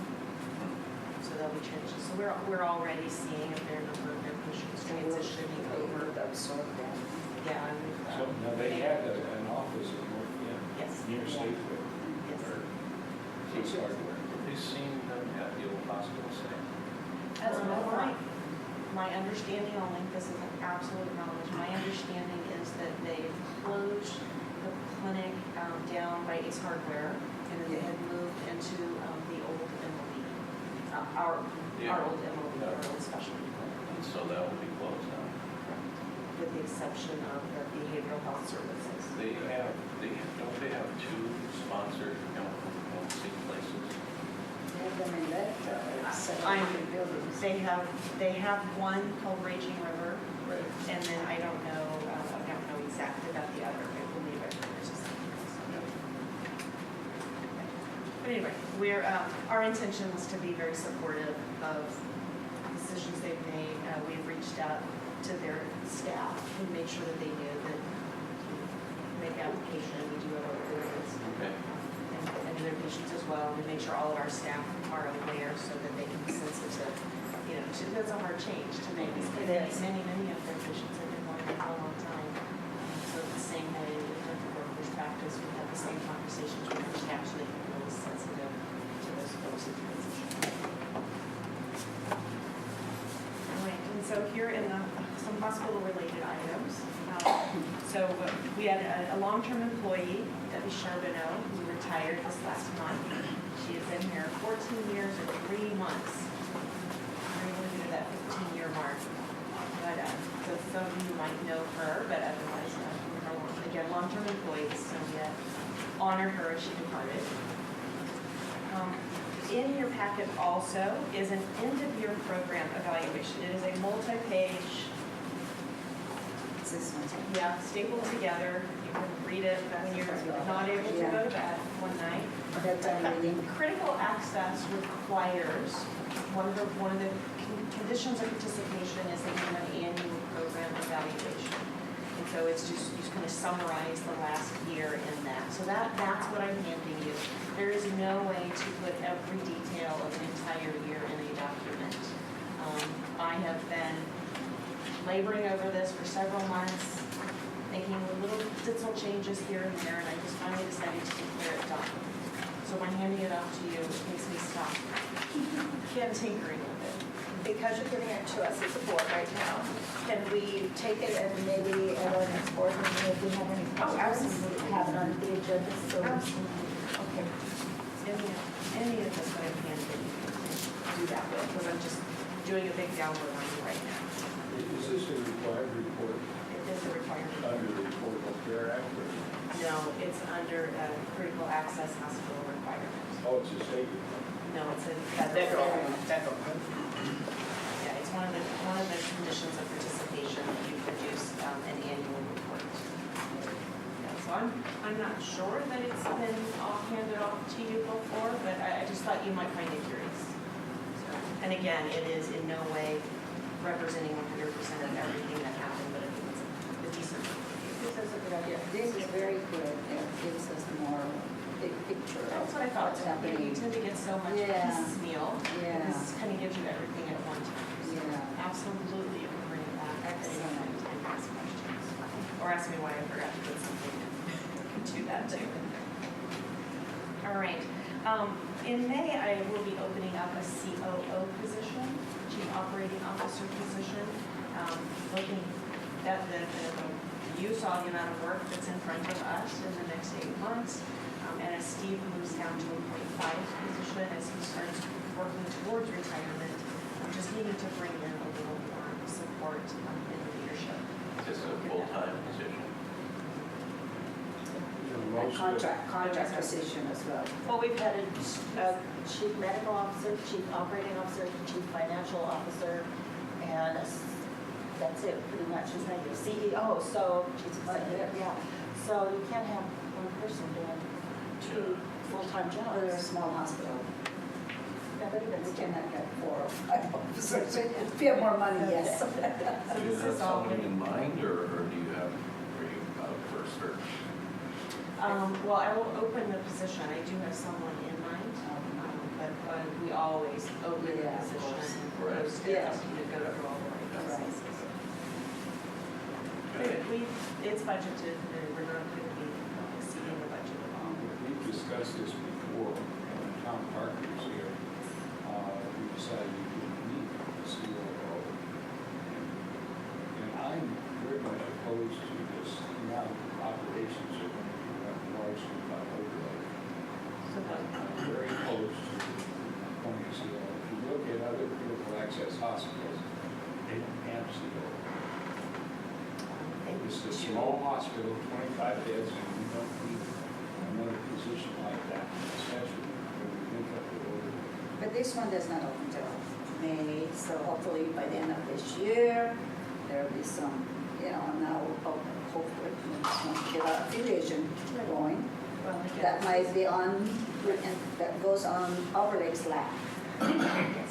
Part of my responsibility, sitting in the CEO chair, is I have to operate the hospital. So this is what you have asked me to do. So this Right. falls under my operations of the hospital, and you give me a budget to do it with. And so, but the points you bring up are absolutely true, and that is whoever fills the position has to understand that we are in the process of transition. So, make transparency. I would tend to agree with Commissioner Pollard, because I would say we don't need a CEO or COO. However, different circumstance here. You're doing three jobs. So it's- I can see maybe you doing 2 because you're so bright. And so, He's I've right, been you doing it know. a long time. So gifted. but 3 is kind of stretching, Rob. And that's what I was afraid of when you took over the CEO. I had the first question I asked you, I said, are you sure you're going to be able to do this? That was my concern, because that was a lot of work. I think you'd be able to get that. So, like I said, I would be totally understanding that we don't need a COO, but circumstances in this case, you just can't do 3 jobs, especially during affiliation where you're going to be needed to do a lot of work on that. A lot of those 3 jobs, there's a lot of overlap in there. There is. I think the teaching point is if Tom Parker was COO, when he became superintendent, he recommended that Gibbs fill the COO position. And I think we have adequate staff, we don't need another executive. That's my opinion, so I'm going to take it. What kind of a budget are we looking at? It's already in our budget. No, I mean, what is perhaps the salary for a COO? I have to pull it out. It's all in the administrative budget. It's kind of- Yeah, 120? 150, 160, something like that. And you gotta realize, a month later, I'm going down to part-time. So There's the answer. that big deal, it's a little more than half. So, I thought you were going to resign and we would, I'm not that I would encourage changing to leave, but I thought you were going to leave, and maybe you were a new CFO, and that's not the case. What we have, Kim and I have talked about, and I think I think it's best is put another part-time and I stick on through, if you look at that timeline, about December 1st, when our major affiliation with kids stuff. And that saves us from having to bring in interim CFO. And I would be paid half for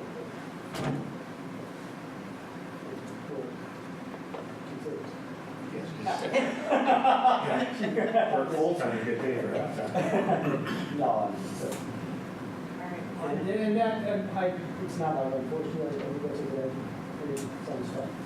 Okay, The we're same getting time on the other can go to COO, so. All right, Dr. Whitcock, you want to continue? Thank you. Sorry that the list was so long today. A piece of excitement, we have a sleep lab program that we've been working towards, and so that'll open up in June. Yeah, nice opportunity for us to do that, getting it under a wire. It'll be a revenue sharing agreement, so almost $0 in on our side. And then just What? revenue sharing. Can you can explain to us what are some of the reasons for doing a sleep study on someone? Because I know a few. But I don't know. Yeah. Oh, there's like, okay, you see if I get them all right. All right. Yeah, so sleep apnea is a underdiagnosed issue. And so what we do know is those who have sleep apnea, meaning their airway obstructs at night while they're sleeping. So they get so relaxed that their airway collapses down, they stop breathing, oxygen levels fall, you can imagine the rest. So now that is very difficult. So the brain knows without oxygen, the heart is without oxygen. Those are the two areas that you're most concerned about.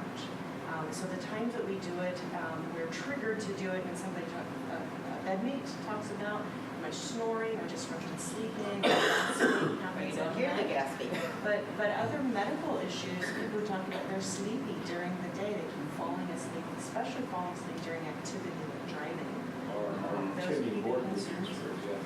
I'll try and get you stimulated. Those with hypertension, those with congestive heart failure are in times that we will screen for sleep apnea because those low blood oxygen states will make those scenarios worse. People who are having mental, who are using some of their cognitive abilities, we often check. Those who are overweight, because just the physical weight of their body will stop their breathing as well. The Department of Transportation also requires a sleep study to be done for anyone who on their DOT physical triggers a couple of issues. One of them is as simple as if the size of their neck, if they wear a 17, their collar size is more than 17 inches, then the Department of Transportation mandates that they undergo a sleep study evaluation. Wow. So just because that is so correlated with someone who has sleep apnea.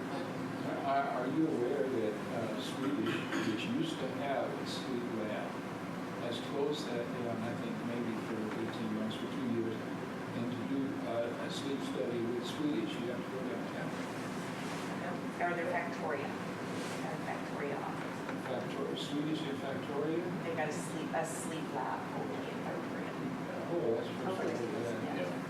Yeah, so we looked at how many sleep studies we referred out last year, and it was astounding how much money went out that we would have captured for ourselves. What about TBI issues?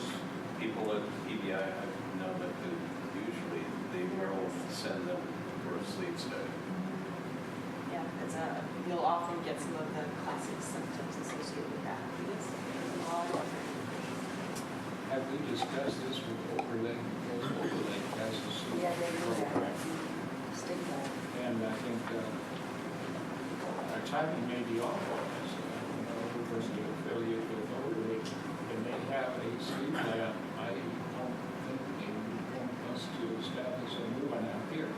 We know that, and we aren't You affiliated. can always and- transfer things and site locations and whatnot, so.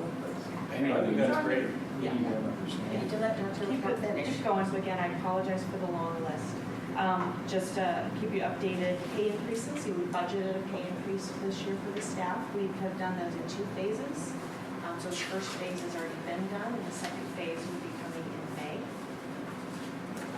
Also in your packet is some marketing data. So again, just for your perusal, it's the one that has the black bar across the top. So this is data about our social media marketing that we're doing. So one of the reports is our Instagram platform, and the other is our Facebook platform. So again, as you look through it, you can just see the growth that we've had and the number of exposures, the people looking at our pages, opening them up, launching to our website from them. And then you also can see just a few of the postings. There's some little thumbnail views of a few of the postings that we've had. But again, I just thought it might be of interest for you to look at it. Again, if you want, at a later date, we can come back and spend more time dwelling on those. It's nice to have the additional data that we can look at in terms of benchmarking our own. Remember we talked about that a few years back, about the more data we have, better. Absolutely. Improve on. Yeah, so we have, every month, we have a theme for the month, and so we make sure that we work around that theme and then, and additionally put other posts in there as well. You also mentioned about penetration testing that you did, and we can talk about that also. Sure. The rest of the commissioners. Oh, sure. Yeah, that's interesting. Okay, well, I'll just throw that in right now. So we did, every year we do a security analysis. Every year that's what you do, and it's based on your electronic medical records. We want to make sure that that's secure.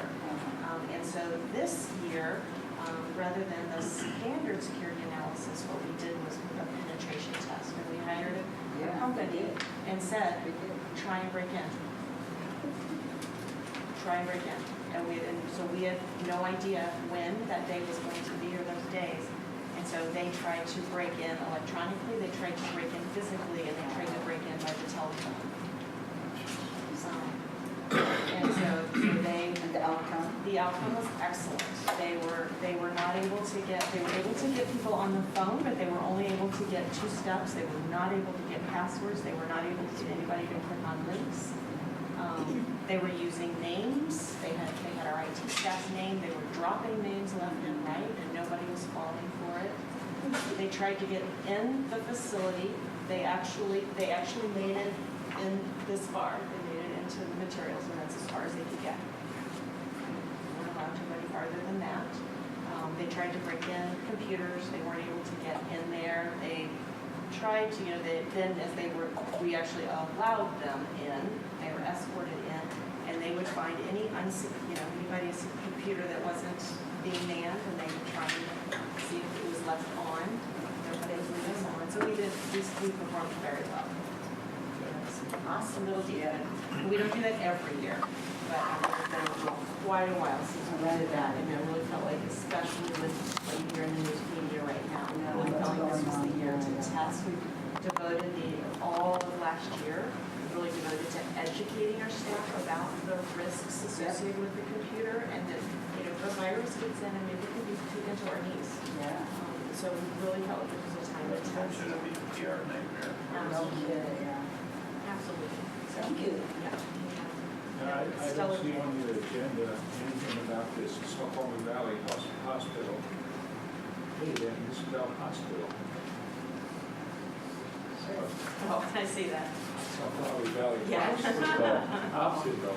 Sorry, that's her, that's a individual wrote that out, that's not public. Performance report. Hey, are you going to discuss this? I'm sorry, we went past it pretty quickly.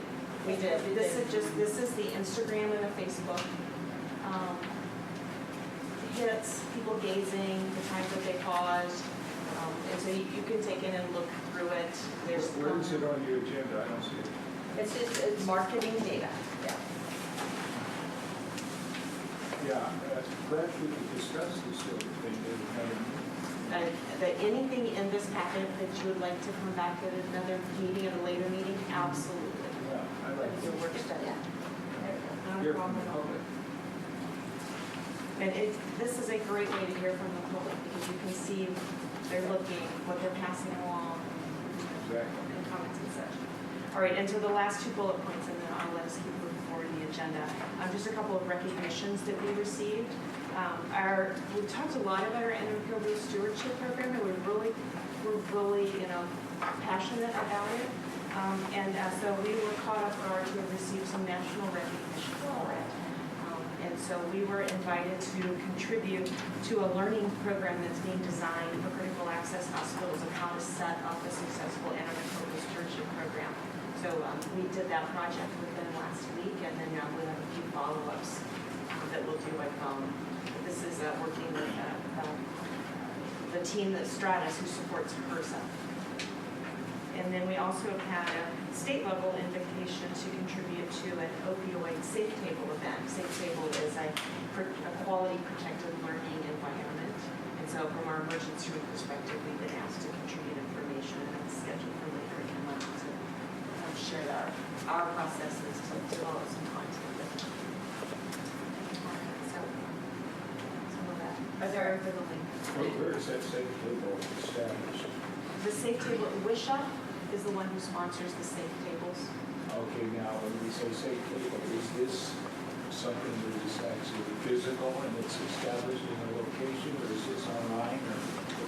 It is all of the above. Sometimes the safe table is held in a conference setting, so everybody comes in attendance. Other times the safe table is held online, and so you have a secure access logins to do it. But it's by invitation only. That's how you keep it protected. And so it's protected under a quality information sharing program. Any other questions for Dr. Raycroft? We'll move on. General Counsel. Thank you, Madam Chair. Madam President, members, tonight you're going to have a short Robert Rules of Order pertaining to occasions justifying brief discussion outside debate. What does that mean? It means that you exercise that custom as you do typically where you have discussions that are not part of a motion, not part of debate. And that's inappropriate most of the time under Robert's Rules of Order because you're supposed to maintain decorum and follow a motion, second it, and debate it. But there are opportunities, according to Robert's Rules, where you could have informal consultation to assist the framing of a motion. So as already stated, debate is permitted only when a debatable question is immediately pending. But occasionally, in small assemblies, such as yourself, when a subject is not strongly contested, brief informal consultation or discussion, talking among yourselves, what we call sometimes baseball infield chatter, where you're talking to each other. And so that's okay, that would be allowed. And it is to continue only for brief periods of time and a few moments or longer than is necessary to arrive at a motion. So the president still then would control that. In general, for a member to speak when no question is pending without promptly leading to a motion implies an unusual circumstance and requires permission of the assembly. So again, informally, you folks in a small organization do that. And then the last paragraph, allowable explanation of a pending undebatable motion. And sometimes business may be expedited by allowing a few words of factual explanation while an undebatable motion is pending. Distinction between the debate and asking questions or making brief suggestions should be kept in mind. And again, the chair, the president, would be careful not to allow this type of consultation to develop into an extended colloquy between members or to take on the semblance of debate. And again, the president controls that. And from time to time, as you know, the president has to reel you in and say, that's not before the body. You're having these side conversations or you're talking over the top of each other. So again, the president would do that. And again, it uses the pronoun he throughout. So with no offense, Madam President, it should say she. But again, this was drafted in the 1800s. He should generally remain standing while the consultation takes place to show that the floor has not been assigned. So that would even probably reduce some of your colloquies as if you had to stand while you were doing this, but you're allowed to be seated. So that's just some comments about when you have that. And next month, I'll bring you back a comment about custom, because you do use certain customs, and I did find that in Robert's Rules. So I'll give you a preview. The trailer for next month is custom. Thank you.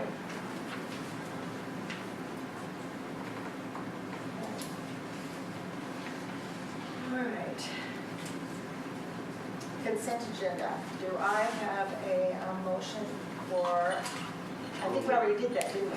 No, No, we that was the haven't. agenda. This is the consent I agenda. move approval of consent agenda items 1 and 2.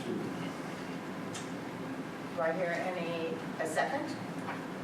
1 and 2, yes, I would Yes. second. Okay, any discussion? Hearing none, we'll vote. All those in favor say aye. Aye. Aye. Opposed? Okay, then that passes. Okay, committee reports. First on the agenda is Finance Committee, and I will turn this over to Commissioner Spiders. Thank you. You all have some documents in front of you. We have the best month, and we actually had we projected to lose money the first 4 or 5 months, but February is really, yeah, it sort of carries in through March a Yeah. bit. So I asked in committee what seemed to be the issues, and well, we had paid time off in March that we had paid for. Apparently, that was way up. We had contract nurses, around $5,000 to $10,000 in snow removal. Transportation costs. Apparently we have some patients that needed several different appointments to specialists. So we had, those costs were up.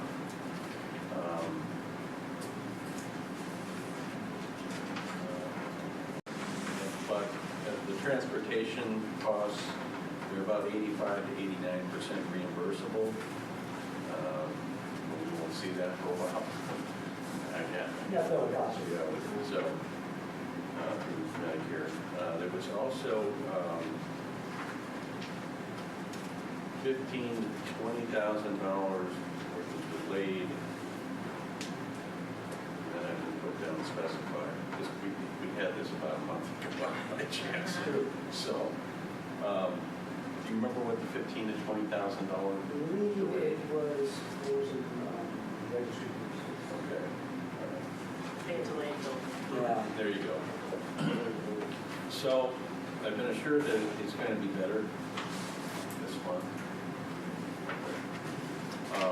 Our accounts receivable went down a bit. We collected more timely last month. If you look at the general bar graph on all of our average daily census, we're a little below budget right now, which is unusual, but we hope that pretty much recoup some of that second part of the year. Emergency was up, which to me, I think the ancillary services usually go up with that emergency, but apparently imaging did.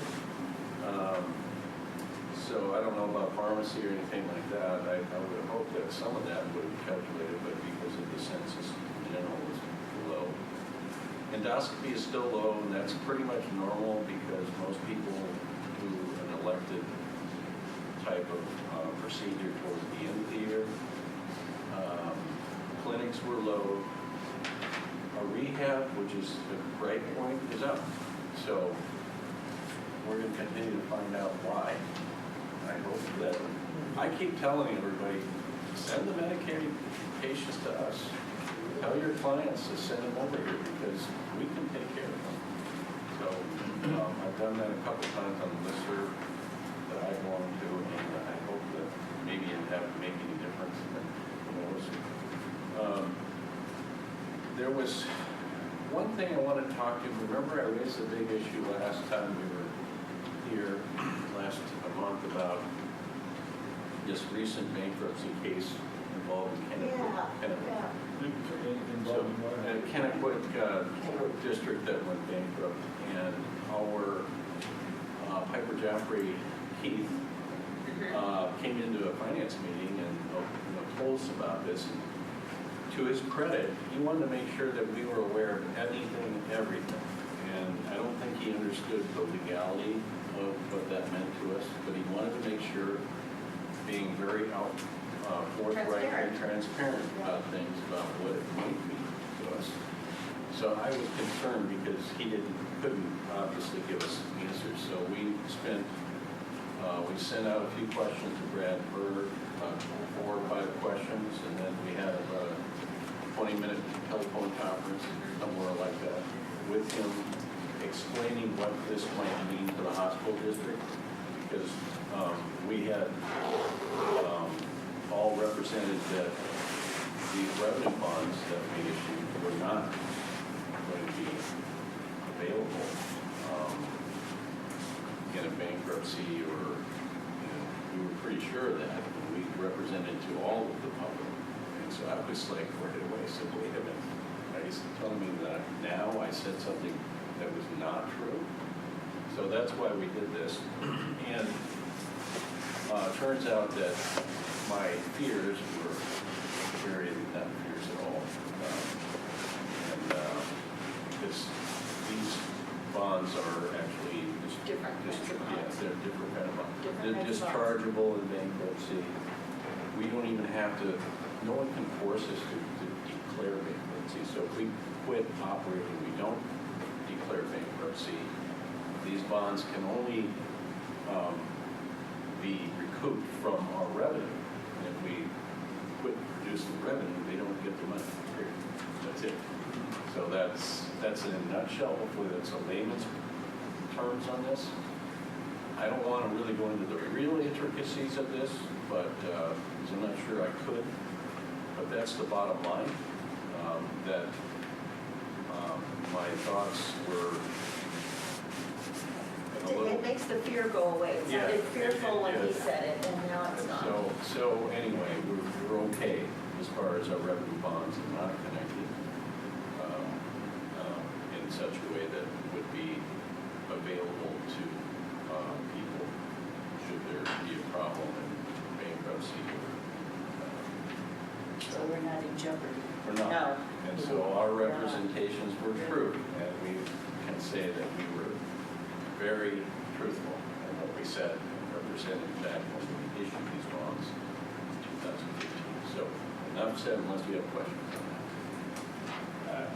Bankruptcy sounds awful, but there is Chapter 9 under the bankruptcy code. You know about this. I'm not a bankruptcy attorney. I know, but Chapter 9 is more of a restructuring of debts. It's under the bankruptcy code, but it allows public bodies like the hospital district or city to actually restructure their debts. Yes. And it puts some pressure on creditors and so forth. It would. In most situations, in commercial bankruptcies or anything like that, even public, I would think that there would be like some settlement, 50 cents on the dollar, 30 cents on the dollar, and a trustee would come in and take over. Skip, the trustee would probably come in and probably negotiate all of the settlements between the creditors and the debtors. Well, what I found interesting also is a note that this provision of the bankruptcy code has not been taken advantage of in the state of Washington very much. This one down in Kennewick or Tri-Cities is an exception. But at any rate, that is available to us. It's just the word bankruptcy that is so horrible. Oh, it is. If they just called it restructuring of debts, Yeah. you know, that's something you could live with, but bankruptcy is So anyway, Thank you. you're welcome. And I don't know if I want to go, do you have any more comments? I'm hoping that we're going to get over this hump from February and be in good shape by the next time we come to the board meeting. Because we had some pretty bad months, not seriously bad, but 2 weeks below of what snow we is hard. anticipated. Yeah. And I'd like to see us climb back. In March, because I know that was my question. This is for February, October versus, yeah, okay. So we're gonna go over that hump, Yes. All right. promise. I want to know, but I can't promise you everything, but.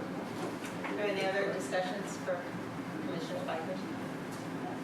then we'll move on to. Are you going to? So I do have a motion to make for warrants, cash disbursements and warrants of $2,668,915.42. This comprises all accounts payable warrants, payroll warrants, hospital and clinic payroll, auto deposits, payroll taxes, hospital and clinic retirement 457, 403B, and 403B match plans. I'll make that motion at this time. I will second it. Any discussion? Question on the consolidated balance sheet. What does the term board restricted funds mean? It's on page. There's a small, fairly small amount there. About 100 grand?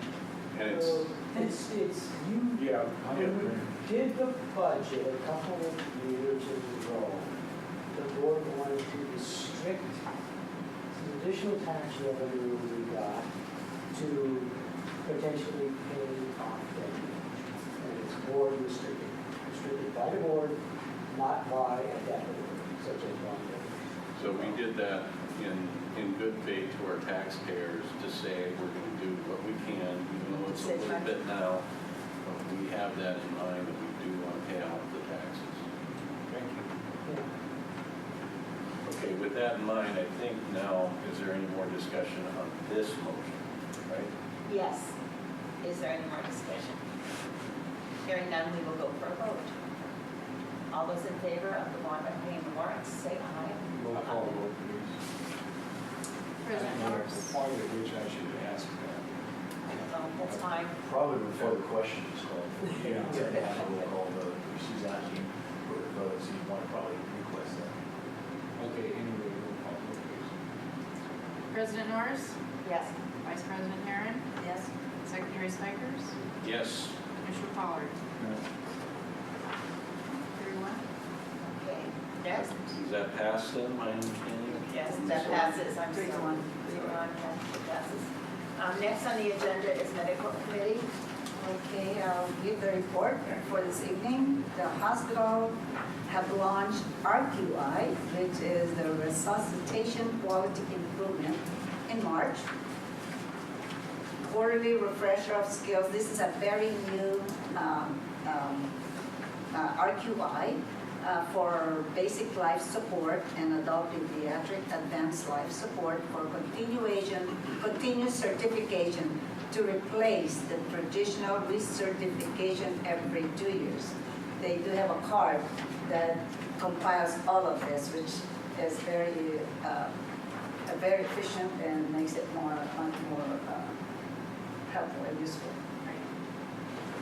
Our influenza, our hospital immunization rate is fairly good, 99, actually excellent, 99.4%. Influenza protection season has been extended, by the way, beyond March 30th this year, due to a persisting high rate of diagnosis ongoing locally and in King County. In the emergency, we have been asked to participate contributing content for a WISHA safe table on opioid prescribing. And Dr. Wickup's report addresses that as well. Also, we have a new social work manager, and she's becoming certified as our court evaluator for ITA patients, that is involuntary admission, in the emergency department, which will diminish our dependency on the externally contracted service with Fairfax, which is our kind, and also expedite their evaluation. The pharmacy and infection, we have national acknowledgement. Again, this was addressed on our Dr. Wickup's report. We were acknowledged as our antimicrobial stewardship program, national acknowledgement, and we are invited by Stratus, which is to assist them develop tools and guidance to be offered through HRSA, which is the Health Rural services, what is it? Health, something, yeah, Administration. administration to other critical access hospitals. We also have launched sleep medicine department, which again, but it was addressed with Dr. Wickup in collaboration with an external service. We'll be leveraging hospital-based space currently with daytime function, but unused at night. It will allow us to retain a significant number of referrals in our system that are currently being referred out. Go live anticipation in July. And the telemedicine update, WRHC, Washington Rural Health Coalition, has terminated the contract for failure to implement timely and is constructing an RFP for release in April. There is a 2019 CO and Trustee Safety Summit, April 29 and 30, and the focus areas will be opioids and workplace injury. Okay, and that is medical committee report. Are there any I questions? do have a question. Why did they Terminated. terminate? For failure to implement it timely. So, We had, it was, it's a collaborative activity, but we reported on it often because we were looking forward to having it in place. But the hospital that we were launching it with just wasn't able to get it off of the ground on their side. And so we, as an organization, the collaborative said, we just can't keep waiting. And so there was a clause in the contract that allowed us to cancel. And so now, just trying not to say. No disclosure. Any other questions? Commissioner Pollard? Have we signed anything regarding this external service for a sleep medicine clinic? That's what we were talking about earlier. Well, I know we were talking about it.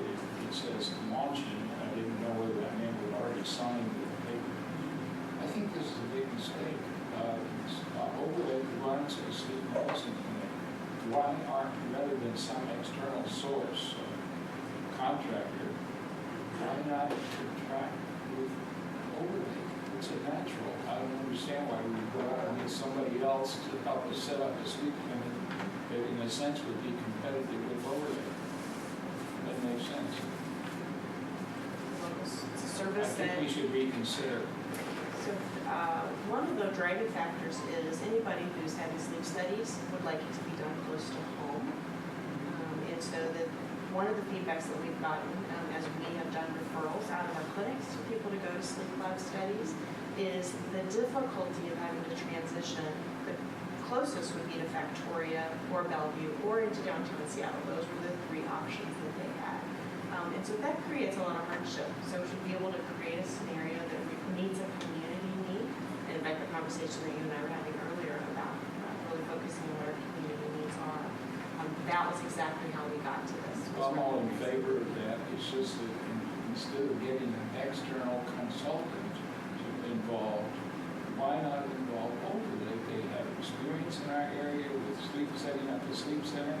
This would be an excellent opportunity for us to work together on something rather than bringing some third party. I mean, I'm in favor. I've done a sleep study.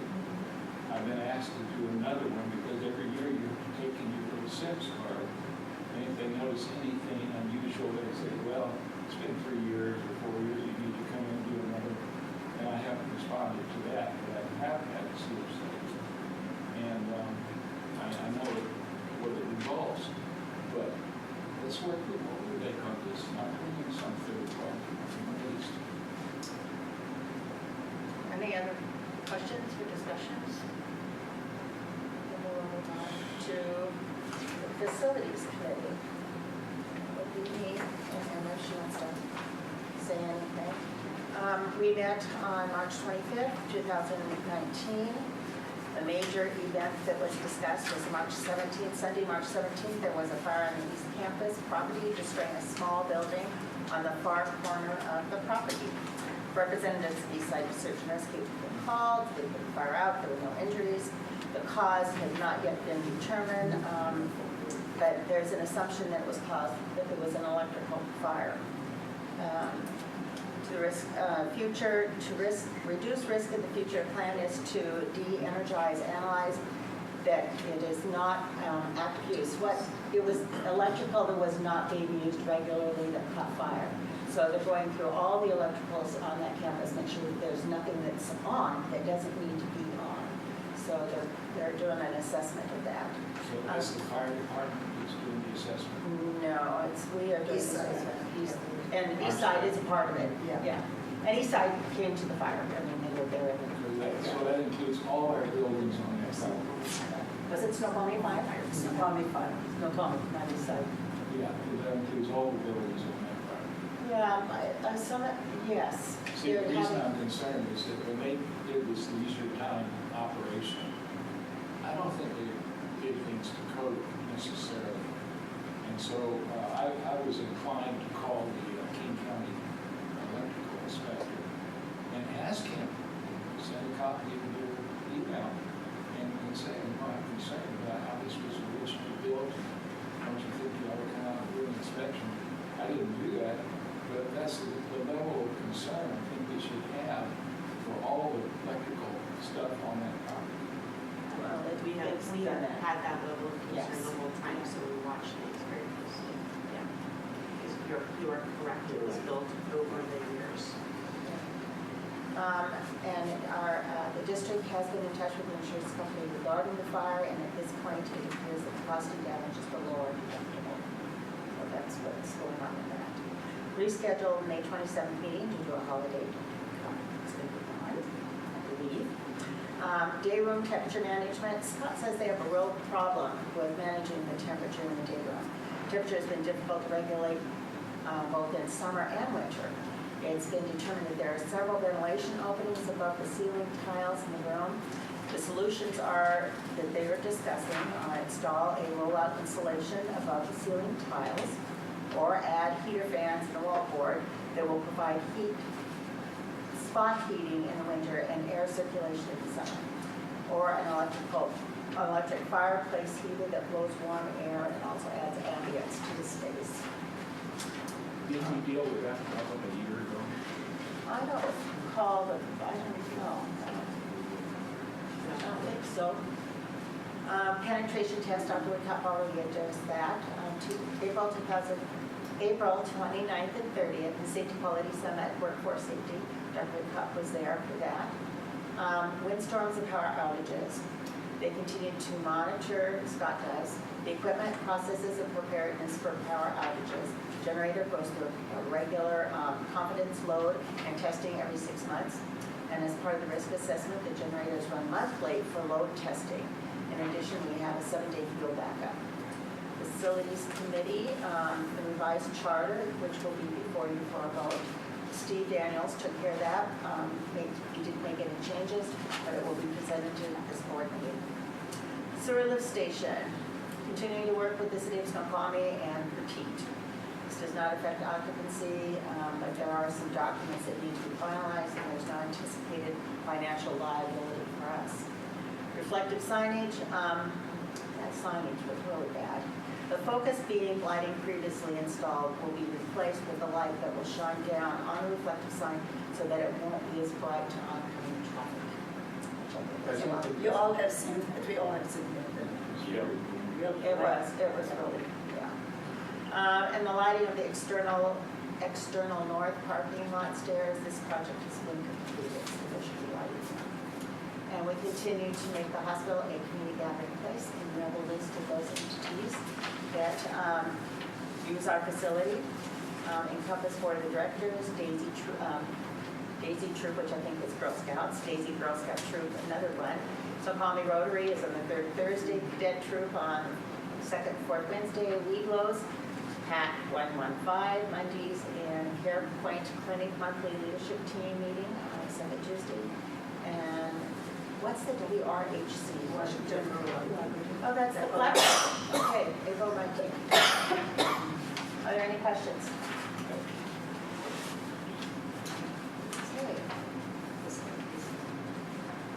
Yeah, I do need a motion for The facilities. facilities charter. Just to remind all of us, all of this was also captured in our bylaws, by the way. So this is just the summaries there, but it's more detailed in our bylaws. So just wanted to look at It still needs to be approved by the board. I'll make the motion if that's appropriate. I think it is. Is there a second? a second. Any further discussion? Once again, I think that's new business, but I'd like to have action as part of a committee report myself. Otherwise, it needs to be done. Yeah, well then, we've already got a motion, so we'll go ahead and take the vote. All those in favor say aye. Aye. Opposed? No? Thank you, Commissioner Paul.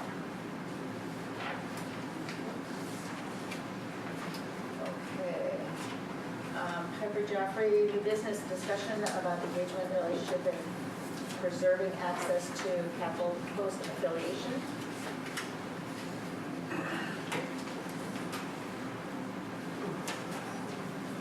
Steve, yeah, so our chief financial officer is going to help us with this.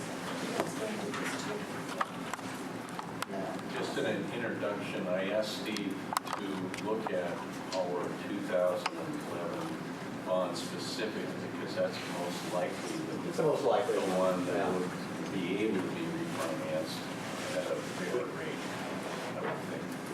And if you recall last meeting, Keith Clevin from Piper Jaffray presented on a potential engagement with Piper Jaffray to work with us during affiliation so that we can get an agreement that will allow us to refinance our, as David says, our 2011 tax-based bonds, LPGO bonds. And I'm going to kind of go over just a couple of points, the finances, and then talk about what that engagement is. So, the amount of money we can save depends on the interest rate we will get. Under bond rating, the first number is not a number. It's letters. It means that we're a rated, when we get our bonds, we're investment grade rated. And we can refinance our bonds at about 4.1% if we are rated. And okay, what if we're not rated and we have to refinance our bonds at 5%? We save a little less. 5.5% even less and 6% even less. If we're rated, we could potentially save over the life of the bonds almost $7.5 million in debt expense, what we pay for debt. 5%, it would be 4.3 million, 5.5%, almost 3 million, and 6%, about 1.6, 1.7. So the return looks pretty good. We'll talk about the cost of the engagement in just a minute. Any questions on that? And just to be clear, this is for a 30-year issue. Oh, Yeah, right. Yes, the 2011 bonds can be refinanced starting December 1st, 2021. The 2015 bonds can be refinanced December 1st, 2025. They have what optional redemption dates that we have to comply with. So how much, assuming I'm a little, I just want to make sure, because I'm a little unclear about it. Okay. So how much per year are we looking at? I know you can divide 75 or 7,500,000 or whatever by That's, yeah, you do the math. 360, whatever. Well, no, it's a 30-year bond, right? Mm-hmm. 30 times 12, what? 30 times 12. 360 months. 11, but you've got 5, so that's 25 years. So that is about 500,000 a year or so. Okay. Is what you're looking at. But there's substantial savings, and you will save that over the life of the bonds. So are we, is BBB? No, we are not. We would have to engage a rating agency Oh, okay. and go through that. There's a cost to that. We'll talk about that in the Okay. next slide. Okay? So currently, where are we? We're non-rated. Not even the other, the bottom three? It means we don't have a rating from a rating agency. Okay. Or, I think she yeah. was asking is, I suggested we look at non-rated 5, 5.5, and 6%. That's what we got. Worst case scenarios Yeah. Where are we? that, so that's the savings, even if we were not rated, what the savings would be through the life bond. Yeah, right now, our 2011 bonds have an average interest rate of 7%, and our 2015 bonds have an interest rate of 5%. So that's why it really, there wasn't a lot of money in the refinancing of those 2015 bonds, because we're already with those, unless you're rated, because we're at 5% already. And But those 2011 bonds were at 7%, so you can save under each of those scenarios. even if you, let's just say you get rated, you want to refinance in 2025, Yeah. we may or may not be at 4 or Right. 5%. Yeah, the risk on this, if you look, the risk is future interest rates. Yeah. No one in this room knows what they're going to be. If you do, you own an island in the Mediterranean.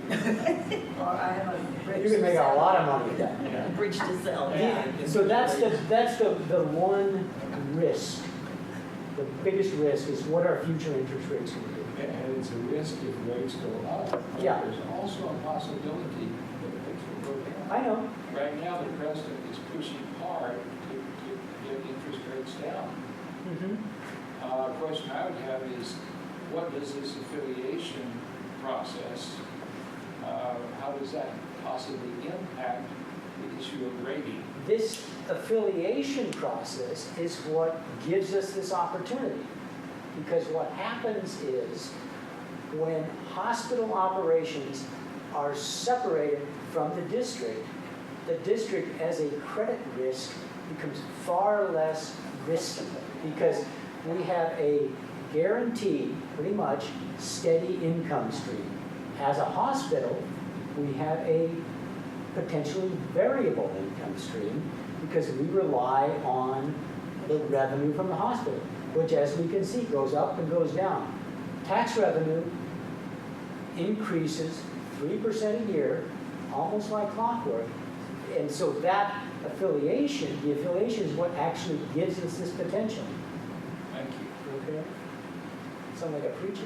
No, I think that's very good. Just excited. No, I mean, it's, so, okay, if you look, the cost of the engagement, if there is no, if we engage Piper Jaffray, they go down the road, cost would be $50,000 if there was no affiliation, because they're doing workforce, and I'll describe that work in just a minute.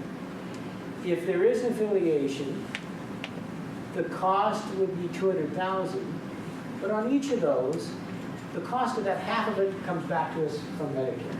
It's a Medicare allowable cost. We checked with our cost report. So the net cost, if there's no affiliation, is $25,000. The net cost, if there is affiliation, would be $100,000. So it's not a small chunk of change.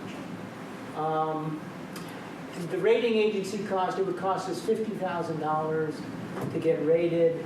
I did the assumption that we would not be able to complete the rating agency engagement until after affiliation, so we couldn't put it on our cost report. So that's a, even if you take non-rated, basically you, at 6%, I'm sorry, at 6% you save $1 million. You've spent $150,000, so you get a return of $860,000 on this. That's at the lowest return, and the return is driven by, again, the interest rate we can get. If we can get that 6%, that's the highest interest rate. Little savings, but a pretty good return. What's Piper Jaffray going to do for us? this engagement. Piper Jaffray will help us in analyzing basically the engagement document, the agreement, and give us, and say, okay, there is nothing in there that would preclude us from refinancing those LPGO bonds after affiliation. So in the agreement. They will assist us in working with the bondholders to educate the bondholders. The bondholders will be the holders of our revenue bonds. We have debt covenants. And the holders of our revenue bonds are going to insist we meet our debt covenants and could have some potential say on some other aspects of the affiliation if they feel that their rights as debt holders would be impinged upon. So they'll assist us with working with our revenue bond holders as we educate them on the engagement and the affiliation. And they'll also work with us on getting ratings. So those are the services we get from Piper Jaffray under this letter of engagement. The two big ones are the review of the documentation and the agreement to ensure that this refinancing option stays there at post-affiliation, and working with the bondholders and educating them and helping us to convince them that this is good. I just want to chime in, and it's Sure. great stuff. You know, communicating with the bondholders is pretty essential. If they've got a stake in this, they want to be told, they want to be assured that this is going to be a good thing for them. And if you recall, back on the last bond, we had a mistake. And in 2015, we had to go back to the bondholders and let them know that this was an oversight, so to speak. I recall that, and it caused a lot of frenzy for a little bit with the bondholders, and we did straighten it out.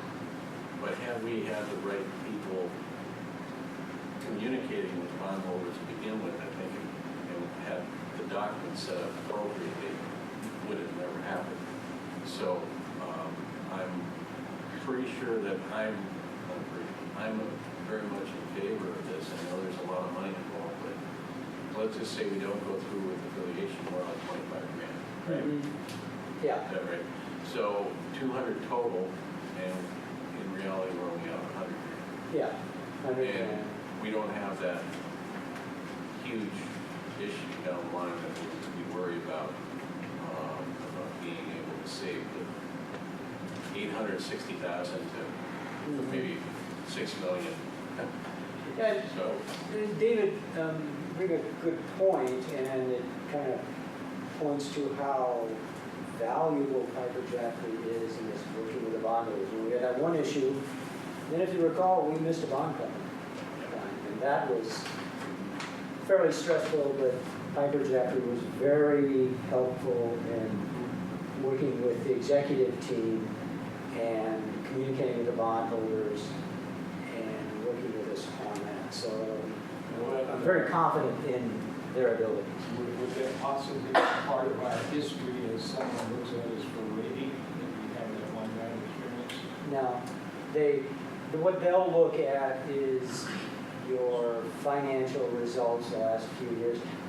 Okay, they may, but if you continue to do well, meet your covenants, it won't be a big factor. Again, Piper Jaffray has a better knowledge of that than I do, so they really help me on that question if you were a rating agency. and they facilitate 95% of the bond issuances from the hospital. Yeah, they have probably the market for a lot of hospitals and debt issues in this state. Public and private, or just public? Public and Mostly public and private. Yeah. Did you mention there was a large mistake Was Piper Drive Reagan involved since that period? We have been involved with Piper Jaffray since that period. They were very forthcoming, and we should have caught that, and I said, I should have caught that, but helping us work through it. You know, everybody makes mistakes, but they have been very supportive. Our bond counsel, I think it was an oversight, and then the bond counsel actually helped us facilitate Fixing it. not only fixing it, but giving us some freebies Yeah. later on. Yeah. Yeah. So it made up for, the frenzy. But I think we all came out pretty well on that in the end, but for a period of time, it was touch and go. So, any other questions on the Piper Jaffray? My only question is, are we getting ahead of our skis here? That is, doing this now rather than perhaps down the road a little bit? It seems like it's too soon. I don't think so, because if you remember the timeline that Ryan, we are going to be very actively engaged in a very short time in developing the agreement. And the agreement is very important to maintaining this capability of refinancing post-affiliation. So, we don't want to let anything slip into that agreement that we haven't had thoroughly vetted, and Piper Jaffray knows the bondholders, knows the bond market. We want them involved, so we say, hey, you guys might want to change this paragraph. I mean, it can be something as simple as a paragraph or a small section of the agreement that overlay, we might not have a problem with, or we might have to negotiate with them. But they'll pick it up way quicker than that. So in no way are we premature. I do not think we are. It's best to have your ducks in a row going forward. Yeah, I would rather not be the one that delaying things behind. Yeah. You don't want to be catching up and going, oh, we got to change the agreement. Ahead of the game. Any other questions? Any other questions? Thank you. Thanks, Steve.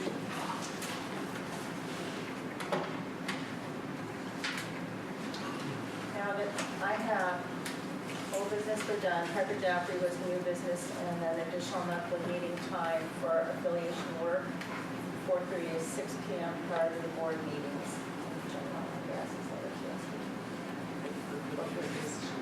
Okay.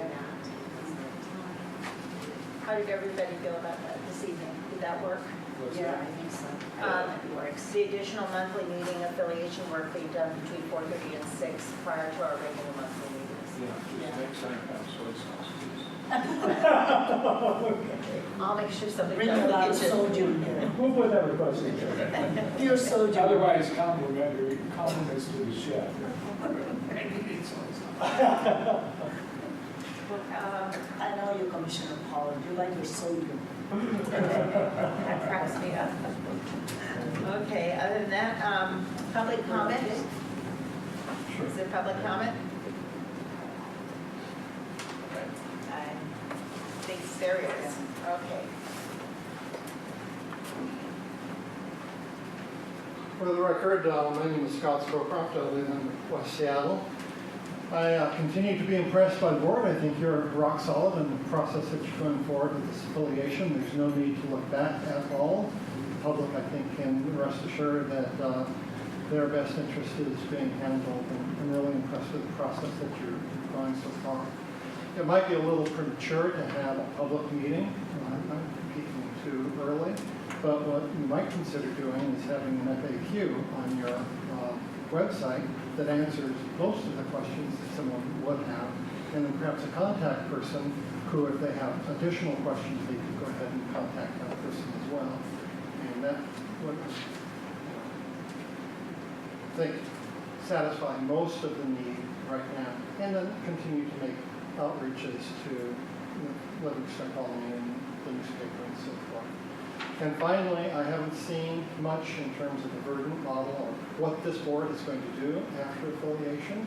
I don't know if this is the time to introduce that into the negotiations, but I hope that you're able to think seriously about adopting that model for Snoqualmie Valley, and that you allow for enough funding so the public health issues can be robustly addressed with lots of money, because that, in my mind, would be the best of both worlds. Have Overlake running the hospital, and for this commission to be running public health initiatives. Thank you. Thank you.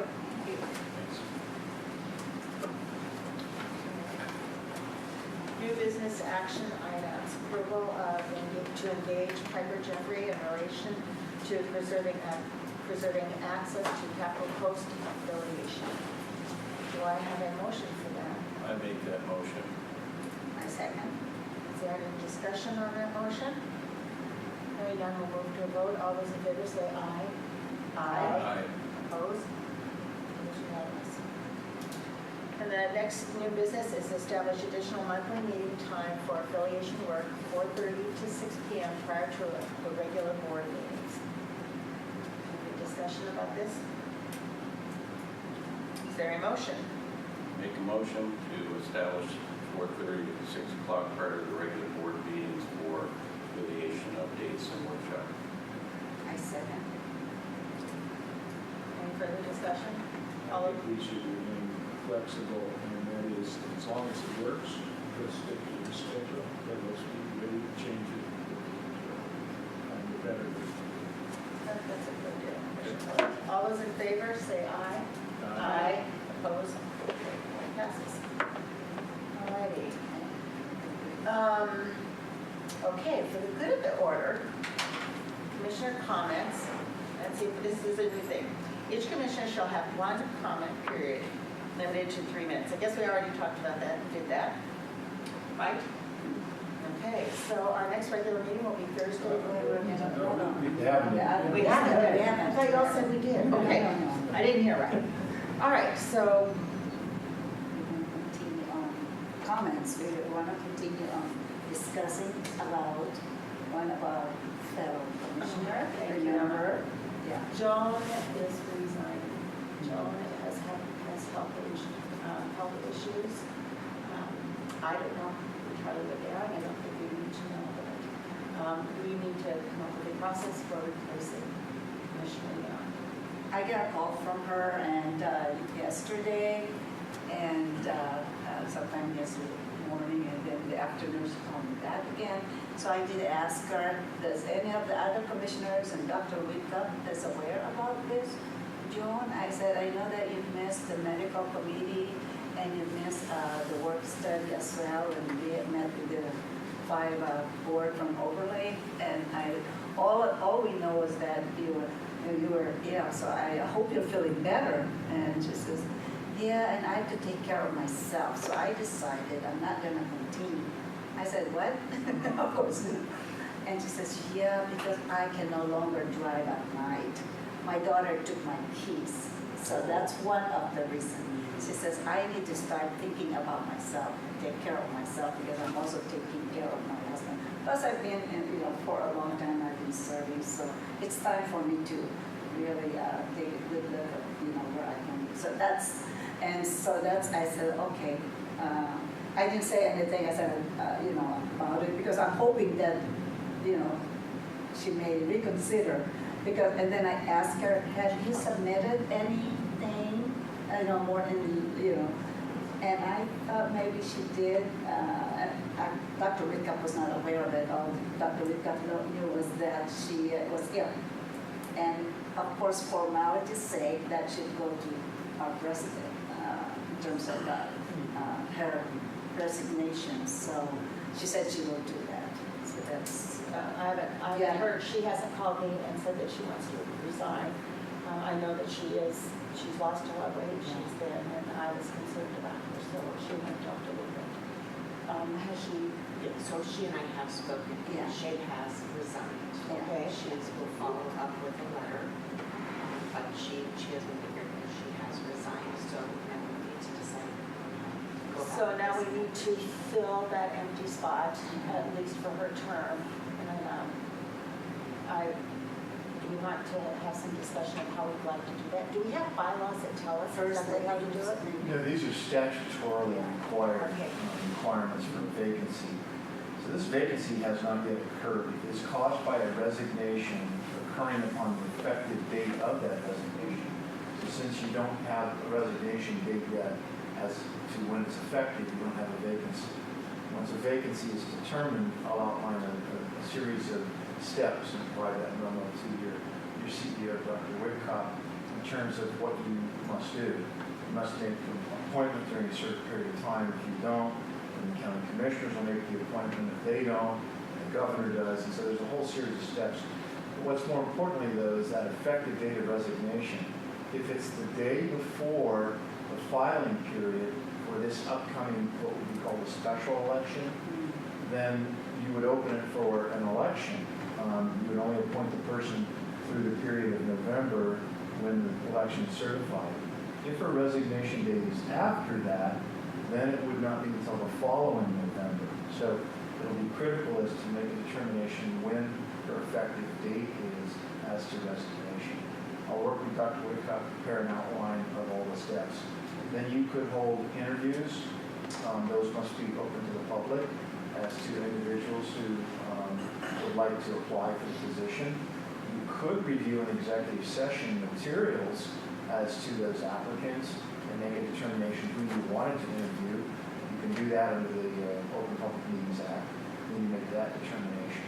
You could also then take certain steps and work with your staff as to how you might want to recruit, notice, reach out, those types of efforts as well. So there's a series of steps. Had I known a little bit sooner, I could have brought you some of that. I just put that together a couple months ago for another hospital district. Some specific person is on.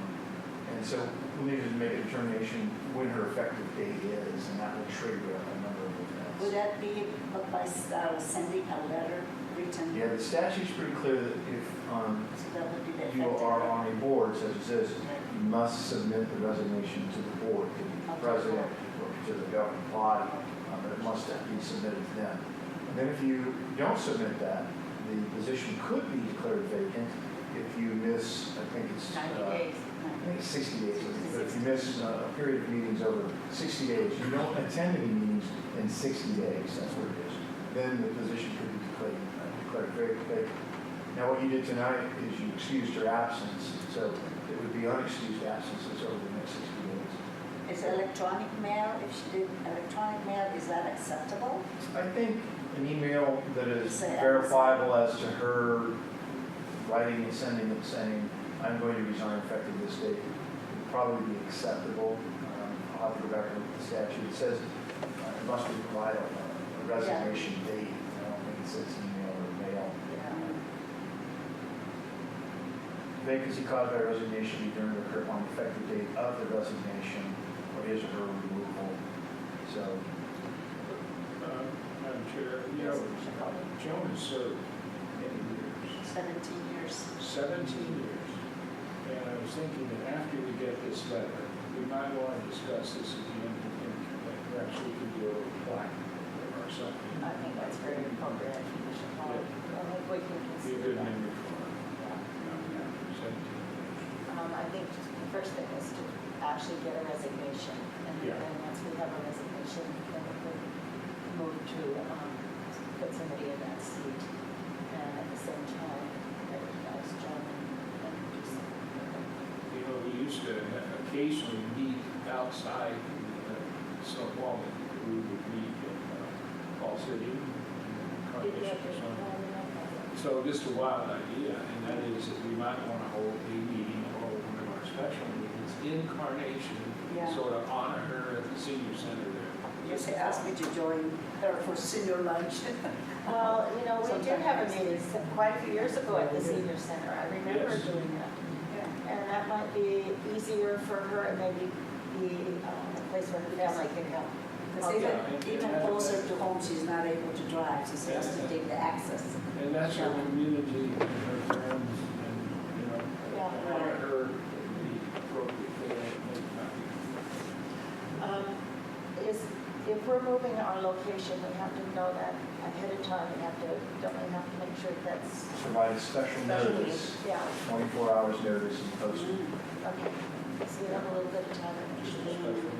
Well, let's kind of get back to what we need to figure out is our procedure and what the board thinks would be appropriate in this, short notice type of resignation. And I'm kind of wondering what Commissioner Pollard, what he might suggest. We have to appoint someone, but, you know. I think Skip has it right. First thing is to get the letter of resignation. Well, assuming that's going to come shortly, And then okay. Skip will bring to us some things out of state law and tell us how we must proceed. So I don't, rather than start discussing it tonight on incomplete information, why don't we let that process go forward? Well, I think Commissioner Spikers is concerned that we have an empty seat, that now we don't have a breaking vote on it. I really don't want to have it belabor it very long, just because we are in a very Yeah. time-crunch situation. We need to bring that commissioner, whoever it may be, up to speed Right away. so that they can participate effectively For the rest of this her term. potential.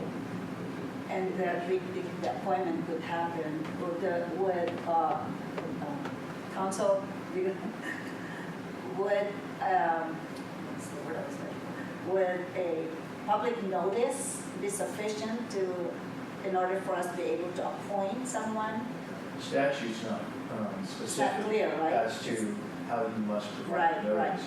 It just says the governing body, if you fail to fill a vacancy within 90 days of the occurrence of the vacancy. 60. Yeah, 90. Okay. 90 days of the occurrence. The authority of the governing body to fill the vacancy shall cease, and the county legislative authority in the largest geographic portion of the city, town, or special district, which in your case would be the county council. And if they don't appoint somebody within 180 days, then the county legislative, so, and it goes all the way that you can ask the governor to appoint a qualified person. So you're not going to go beyond the 90 days.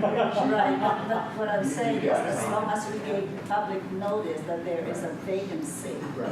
You- the appointment could happen, That right? process is, I think. They're what- silent on that. Right, and I think that's what Commissioner Spikers was alluding to, is, Okay. you know, what process are we going to put in place? That's what we need to discuss Commissioner on Hall, that. assuming you get that letter, what do you want to do? I would think you'd want to put notice for interested individuals to apply with a resume, a letter of interest, background, so you get as much information as you can in paper. Give it to your staff, or have them collect it, process it. You review it. You put a committee together to do that, or you can do it as a body, a committee as a whole, reviewing that, deciding how many do we want to interview. And then interview those in an open session, go into executive session to discuss their qualifications, come back out, let's make all your decisions, and open the public meeting, of course. And again, I'll work with your CEO, Dr. Whitcomb, to process that a little bit more. And again, I was taken a little bit by surprise as well, so I'm trying to remember all the steps.